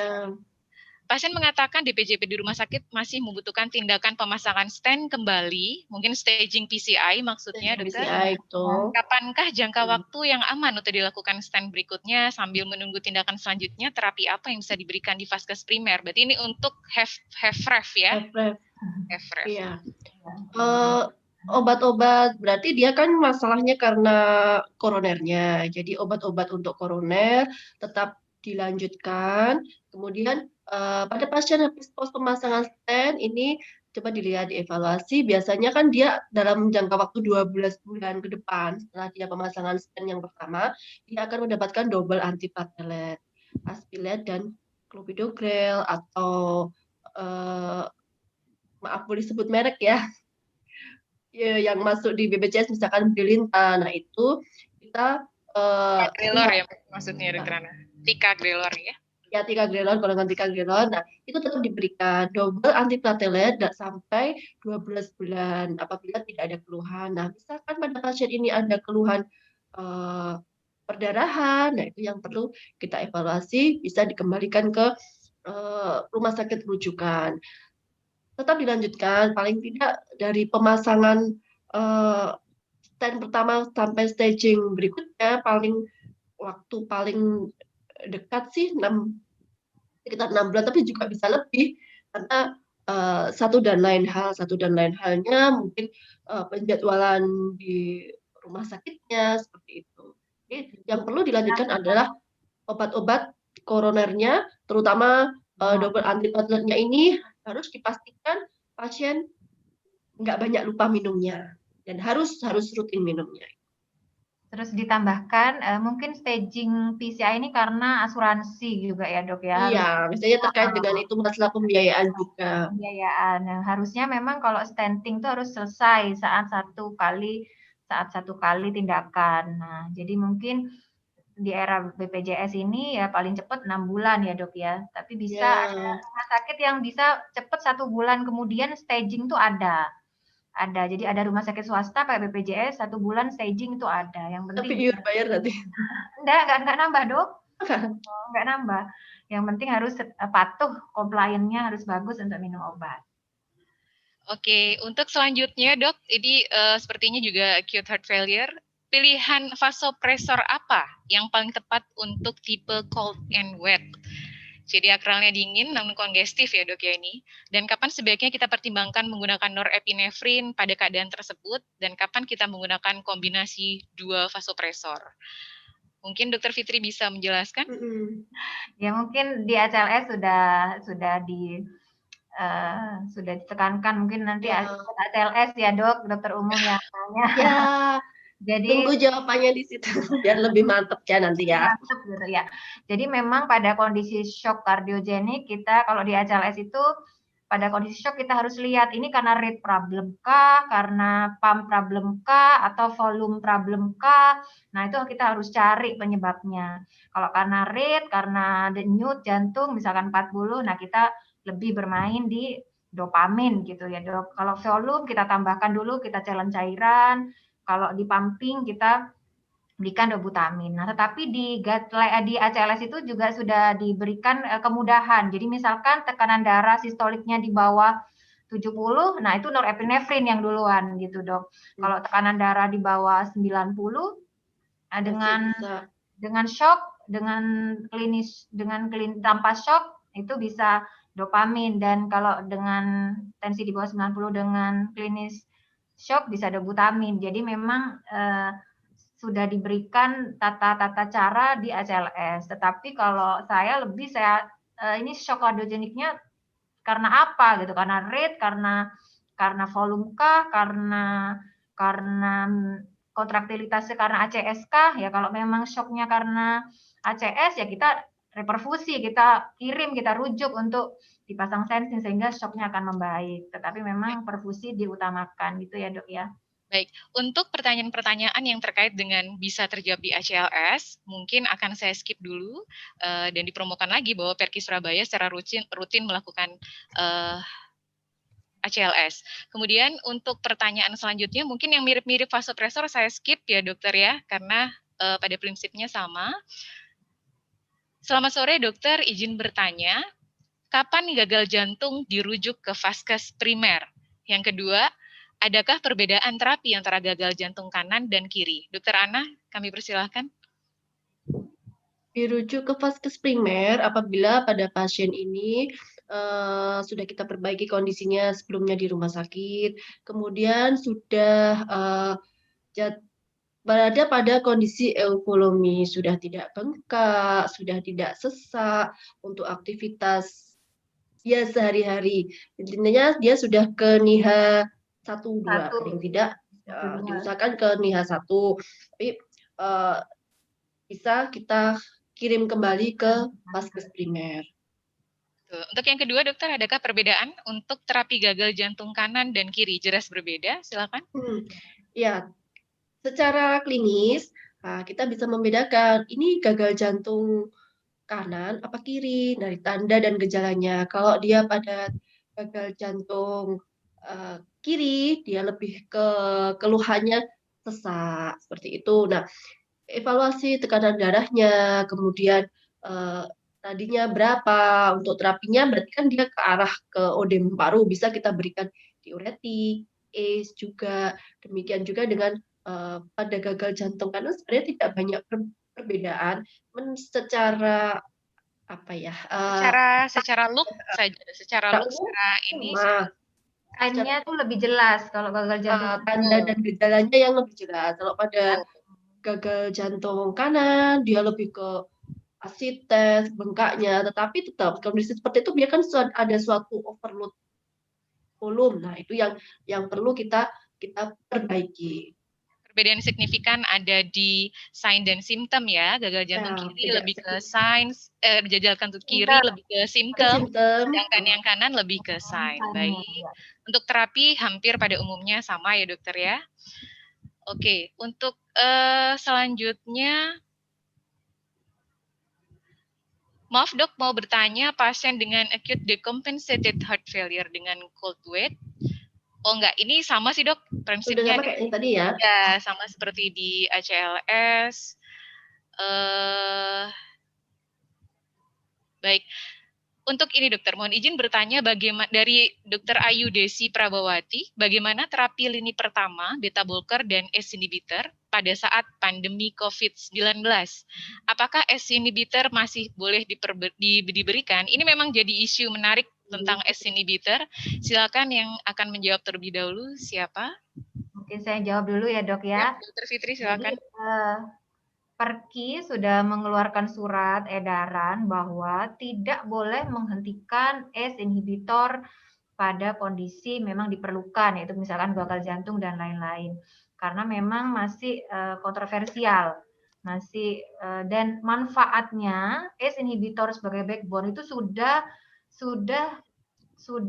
diteliti, sudah banyak manfaatnya dibandingkan kita menghentikan yang masih belum jelas.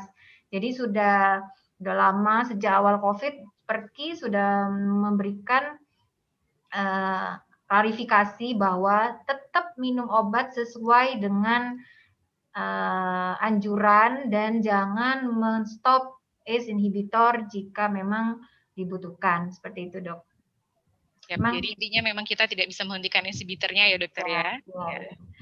Oke, untuk selanjutnya dokter Ana mungkin izin bertanya, pada pasien dengan gagal jantung yang stabil dengan hipertensi, apakah masih ada tempat penggunaan kalsium channel blocker dihidropiridin seperti amlodipin sebagai obat antihipertensinya, dok? Ini menarik karena memang di vaskes primer kan memang paling sering adalah obat-obat yang tersedia adalah amlodipin ya, dokter Ana.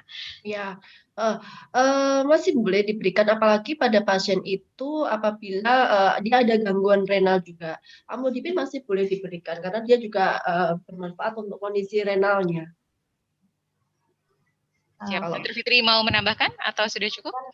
Kemudian pada gagal jantung yang preserve, yang ejeksi fraksinya masih bagus, itu memang sampai sekarang belum ada terapi yang sepenuhnya jelas. Jadi memang kalau hipertensi ya kita kasih obat hipertensi, kita turunkan tensinya.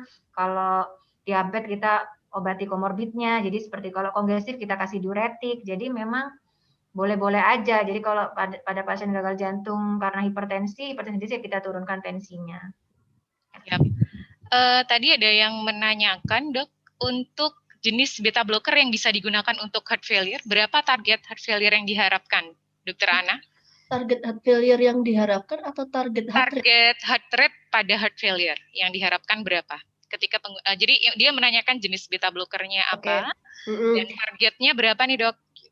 Oke, target beta blocker yang bisa kita berikan sebenarnya memang sebaiknya yang selektif Kardioselektif bisa ya, kardioselektif bisa kita berikan golongan yang ada sih bisa yang di fase ke-1 ada bisoprolol.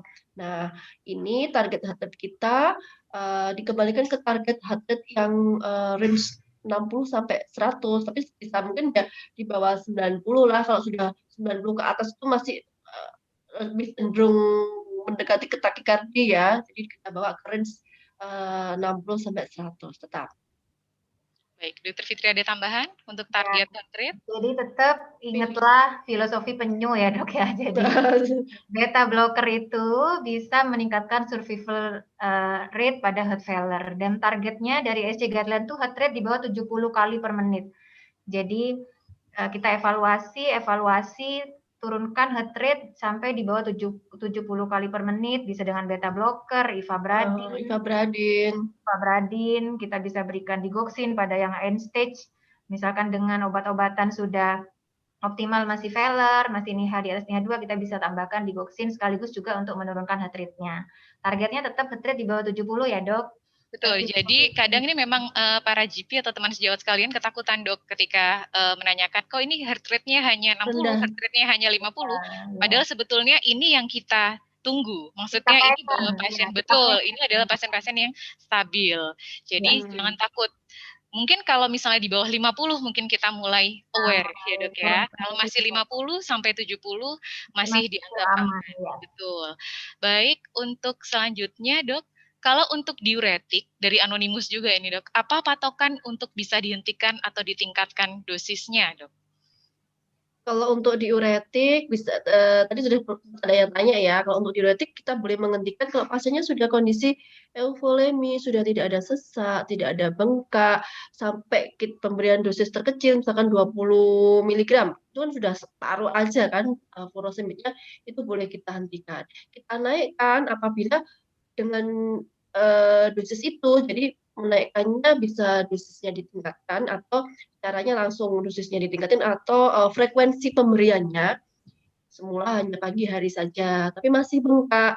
Kemudian bisa kita tambahkan, misalkan pemberian furosemid pagi dan siang, atau kita kombinasi dengan golongan diuretik yang lain selain loop diuretik, bisa ditambahkan golongan thiazid atau MRA. Siap. Ini menarik pertanyaan selanjutnya, Dok, tentang 6-minute walking test yang tadi kita bisa melakukan di vaskes primer. Batasannya ini di mana jika hasil pasiennya jelek, Dok? Maksudnya sampai batasan berapa dikatakan ini jelek dan kemudian memang kita perlu rujuk kembali ke vaskes yang lebih tinggi.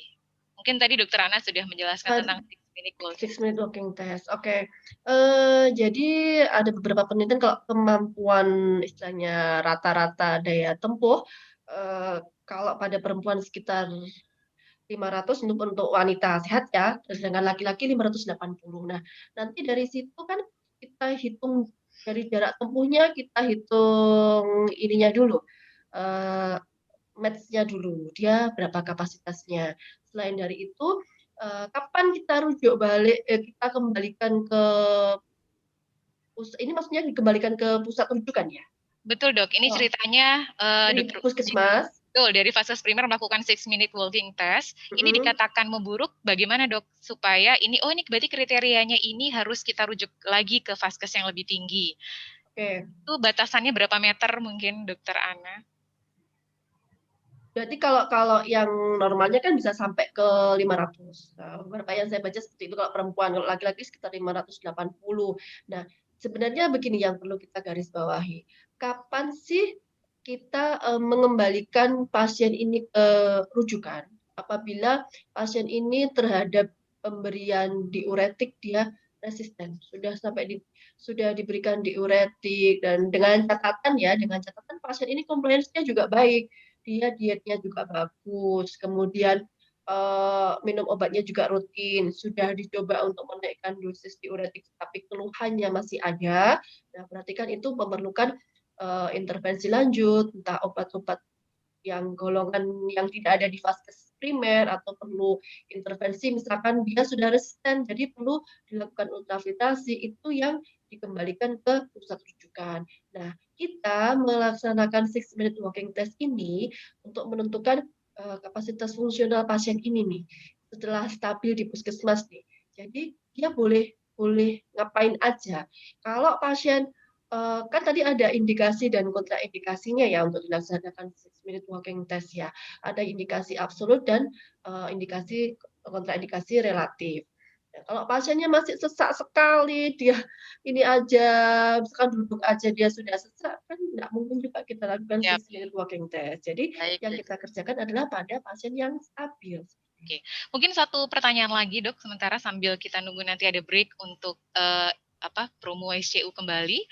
Untuk Dokter Fitri, ini dijelaskan izin bertanya dok, ketika pada pasien heart failure dengan dehidrasi, dengan muntah, jadi memang pasien ini awalnya memang gagal jantung kronik, namun dia dalam kondisi muntah dan diare menjadi dehidrasi, challenge cairan berapa untuk tata laksana awal dok? Batas maksimal loadingnya berapa cc? Ya. Gitu. Jadi memang ini ya dok ya, kalau lihat foto ronsen jantung gede itu udah takut orang-orang, cairan tuh udah takut banget, padahal cairan itu penting, volume itu penting, apalagi pada pasien dengan gagal jantung yang fungsi pompanya rendah. Nah, challenge cairan itu 1-4 cc per kilogram berat badan. Nanti kita evaluasi tensinya membaik atau enggak, denyut jantungnya turun atau enggak. Kalau kita misalkan kasih berat badannya katakan 80, kita kasih 4 cc per kilo, 300 gitu dalam waktu 15 menit sampai 30 menit, ternyata tensinya naik, heart rate-nya turun, denyutnya turun. Oh, berarti ini respon dengan cairan. Nah, itu kita bisa, misalkan kita bisa tambah lagi. Jadi 1-4 cc per kilogram berat badan. Itu untuk challenge cairan. Mungkin nggak bisa langsung ya dok, mungkin kita bisa memberikan dalam waktu 20 atau 30 menit, tidak bisa langsung grojok gitu ya dok ya. Evaluasi dan evaluasi. Betul, kita harus cek ronki ya dok ya. Cek ronki. Oke, mungkin sampai sini dulu dok dari panitia. Kita lanjutkan untuk promo SCU lagi, jadi ada event terbesar, EXIC SCU CMI.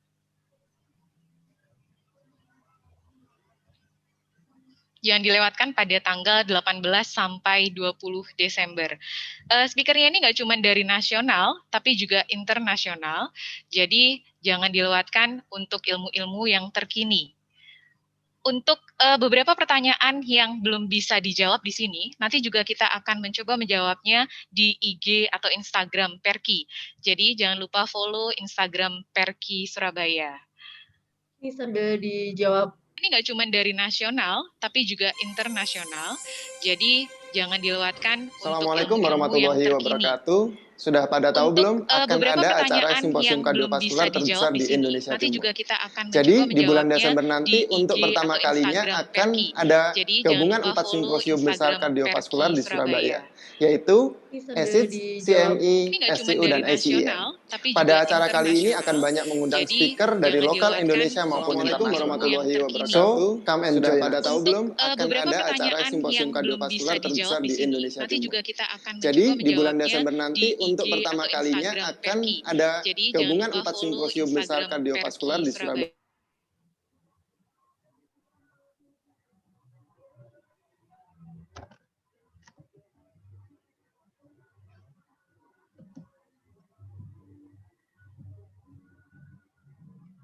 Nanti juga kita akan jadi di bulan Desember nanti untuk pertama kalinya akan ada gabungan. Halo semuanya, jangan lupa untuk mengikuti acara ASIC, CMI, SCU, ACEM di bulan Desember nanti. Akan ada banyak virtual course atau workshop dan juga simposium untuk kardiologis, dokter spesialis lain, dokter umum, mahasiswa, dan juga para perawat dan para medis yang akan mengundang speaker-speaker dari luar maupun dari dalam. Halo semuanya, jangan segera daftar untuk mengikuti acara ASIC, CMI, SCU, ACEM di bulan Desember nanti. Akan ada banyak virtual course atau workshop dan juga simposium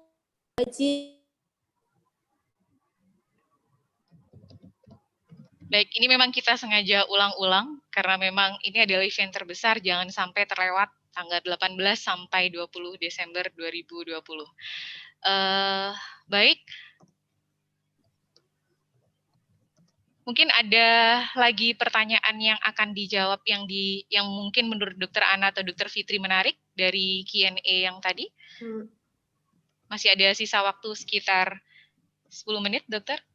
Ya, ini ada dari Anonymous, mohon izin bertanya, pasien dengan heart failure, kapan waktu yang disarankan untuk evaluasi fungsi ginjal terkait efek obat-obatnya, dan mohon konfirmasi pengobatan ginjal terus-menerus nggih, atau mungkin bisa lepas obat pengobatan gagal ginjal. Oke, jadi pada pasien heart failure, kita memang ada baiknya sebelum memulai pengobatan, dan ini nggak ada patokannya berapa ini kita harus misalkan berapa minggu sekali atau berapa bulan sekali kita untuk evaluasi fungsi renalnya, tetapi misalkan pada pasien memang kita menggunakan obat kombinasi kan untuk heart failure untuk lumayan banyaknya kombinasinya ya, bisa kita evaluasi tiap 6 bulan. Kalau kondisi awalnya memang bagus ya, fungsi renalnya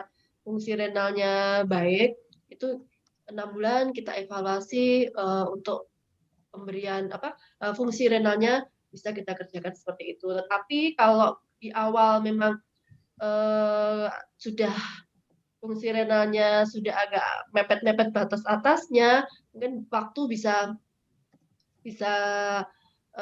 lebih pendek untuk evaluasinya. So, itu semua tergantung dari kondisi klinis pasien kita. Tidak bisa kita samaratakan karena masing-masing pasien memiliki keunikan tersendiri. Nah, biasanya mereka dengan pasien gagal jantung ini sudah ada komorbid yang lain, jadi nggak bisa kita samakan untuk kapan kita harus evaluasi, itu tergantung dari kondisi masing-masing pasien. Baik, kemudian untuk pertanyaan, ini 3 pertanyaan lagi, tadi kan sudah 1, maka 2 pertanyaan lagi, Dokter. Ini menarik bertanya tentang digitalis, karena memang digoxin ini kan seperti obat dewa ya Dok ya, untuk gagal jantung ini.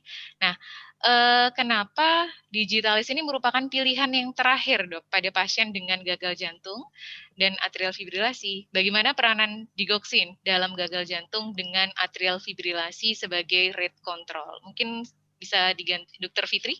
Ya. Kenapa digitalis tuh ditaruh di terakhir? Kalau dulu kan 3D ya Dok, diuretik, dilator. Nah, karena memang range terapi, indeks terapinya itu sempit ya Dok, dan jika dipakai jangka panjang akan terjadi toksikasi dari digoxin, sehingga memang mulai bergeser. Jadi kita dilator yang diutamakan, optimalisasi titrasi sampai dosis optimal. Kemudian jika dengan ACE, beta blocker, MRA, Fibradin, kemudian lain-lain masih ada keluhan, nah itu barulah tempatnya digitalis ya, karena indeks terapinya itu sempit. Kemudian apalagi Dok? Sudah, mungkin cukup Dokter, karena memang dia Windows terapeutik sempit dan bisa sering sekali terjadi intoksikasi digitalis. Betul. Mereka itu merupakan lini yang terakhir. Satu lagi Dokter, ini yang paling sering ya, para teman sejawat mungkin paling sering memberikan, yaitu obat-obat anti nyeri pada ibu-ibu yang sudah sepuh, linu-linu segala macam, yaitu NSAID ya Dok ya. Nah, untuk ini kenapa NSAID ini memperburuk kondisi gagal jantung? Dan apabila pasien memang sangat memerlukan NSAID untuk penanganan manajemen nyeri, maka NSAID apa yang paling tepat dan paling aman diberikan dalam durasi berapa lama juga Dok, pada pasien gagal jantung yang memang butuh NSAID? Ya. Dokter Ana? Pada pasien gagal jantung, NSAID golongan COX inhibitor itu seperti, kalau kita mengingat lagi mengenai farmakologi, farmakodinamiknya, COX ini akan menyebabkan juga justru ke arah vasokonstriksi.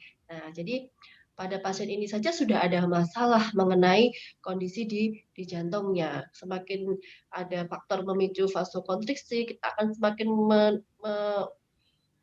mengaktifasi RAA sistemnya. Jadi ada baiknya kita hindari obat-obat golongan COX inhibitor. Nah, pada pasien-pasien bagaimana kalau memang diperlukan pilihannya ya selain golongan COX NSAID atau COX, misalkan bisa paracetamol atau golongan naproxen kalau saya tidak keliru ini ya dokter ya. Pilihannya itu. Oke. Dokter Fitri ada tambahan untuk NSAID? Cukup dok. Cukup ya dok ya. Baik, ini mungkin waktu sudah semakin senja dok, sudah semakin gelap dan alhamdulillah acara yang sangat berfaedah pada sore hari ini juga sudah hampir selesai. Terima kasih banyak kepada Dokter Fitri dan Dokter Ana. Mungkin bisa saya simpulkan sedikit untuk yang dari Dokter Fitri adalah semakin lambat metabolisme, maka semakin baik, begitu ya dok ya. Ingat penyu, ingat gagal jantung. Baik, dan peranan yang penting adalah RAA system, renin-angiotensin dan neurohormonal interaction. Dan dari stage A ke stage D, angka mortalitas semakin tinggi, di mana survival 5 years-nya dari 97%, stage D menjadi 20%. Dan yang menarik lagi adalah tadi ada grafik pasien-pasien gagal jantung itu walaupun stabil, kita tidak bisa meng-underestimate-kan atau kita tidak bisa nggak apa-apa pasien ini sudah stabil karena gagal jantung ini adalah bersifat aktif. Jadi kita harus selalu mereview lagi pasien ini dalam kondisi yang bagaimana, karena ketika dia sudah jatuh ke decompensated satu kali, kemudian stabil lagi, kemudian decompensated lagi, dia tidak akan pernah mencapai peak yang normal lagi. Begitu ya Dokter Fitri, sehingga 5 survival years old-nya akan semakin turun. Itu saya bisa simpulkan dari Dokter Fitri. Kemudian dari Dokter Ana adalah bahwa kita ini memiliki program rujuk balik, sehingga ketika pasien-pasien sudah mulai overload di rujukan yang besar dari kita, para SPJP di pusat rujukan yang besar, maka kita akan pasti kembalikan kepada vaskes primer. Kemudian yang perlu 4 titik tangkap terapi farmakologi adalah preload, afterload, contractility, dan heart rate, jangan lupa. Dan itu tadi, digoxin adalah lini terakhir, ya Dokter Ana, dan NSAID ataupun COX inhibitor juga sebaiknya dihindari pada pasien gagal jantung yang ejection fraction-nya rendah. Kemudian pemeriksaan 6-minute walking test sangat mudah dilakukan di vaskes primer. Dan satu lagi, ketika pasien-pasien tiba-tiba berat badannya naik, misalnya dalam 2-3 hari ya Dokter Ana, naik lebih dari 2 kg, mungkin teman sejawat sekalian harus hati-hati, karena mungkin pasien tersebut dalam kondisi yang kongestif. Jadi ada perburukan. Nah, ketika terjadi seperti ini adalah tempat bagi teman sejawat sekalian untuk mengembalikan lagi ke vaskes yang lebih tinggi, untuk kita stabilkan, kita review lagi terapinya, apakah perlu penaikan dosis dan sebagainya. Sangat menarik, dan ini antusiasme dari peserta sangat tinggi, hingga sampai 1.000 Dokter Ana dan Dokter Fitri. Jadi jangan lupa, kalau memang ingin lebih dalam lagi mengenal tentang gagal jantung, bisa mengikuti workshop gagal jantung. Dan dengan vouchernya, betul, dengan vouchernya 100.000, jangan lupa. 100.000 atau berapa dok? 100.000 ya. Lumayan, sudah ada modal loh. Betul. Baik, terima kasih banyak. Akhirnya kita sudah sampai titik ini. Semoga bermanfaat bagi teman sejawat sekalian. Saya tutup sampai di sini. Salam sehat, jantung sehat. Assalamualaikum warahmatullahi wabarakatuh. Waalaikumsalam. Waalaikumsalam warahmatullahi wabarakatuh. Terima kasih. Kita foto dulu ya. Saya shoot sekali ya. Menghadap ke kamera ya. 1. Derajat 1, 2, 3. Oke, satu lagi, 1, 2, 3. Oke, terima kasih. Terima kasih Mbak Leli, Mbak Ajeng, Pak Fitri. Terima kasih. Terima kasih untuk peserta semuanya. 2, 3. Oke, satu lagi, 1, 2, 3. Terima kasih Mbak Leli, Mbak Ajeng, Pak Fitri.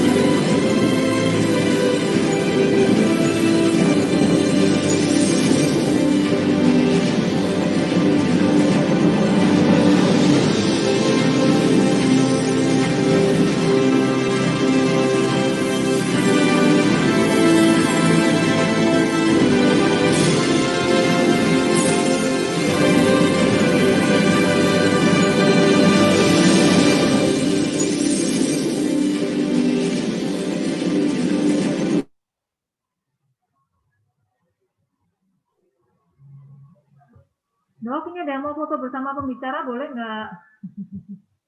Oleh. Ini sepertinya ada penggemar. Ini mumpung sudah selesai acara kita, ternyata masih kata Dokter Balti ada yang mau foto bersama pembicara. Ada dah. Iya, Balti? Nggak ada nggak? Nggak tahu saya. Kalau sudah selesai kita close sih, gimana? Kita close, lanjut nanti Dokter Devi mau tampil malam nanti. Oke, kita close ya. Sampai jumpa semuanya. Terima kasih banyak. Luar biasa. Terima kasih. Terima kasih, Cece. Ya, bye. Saya close ya.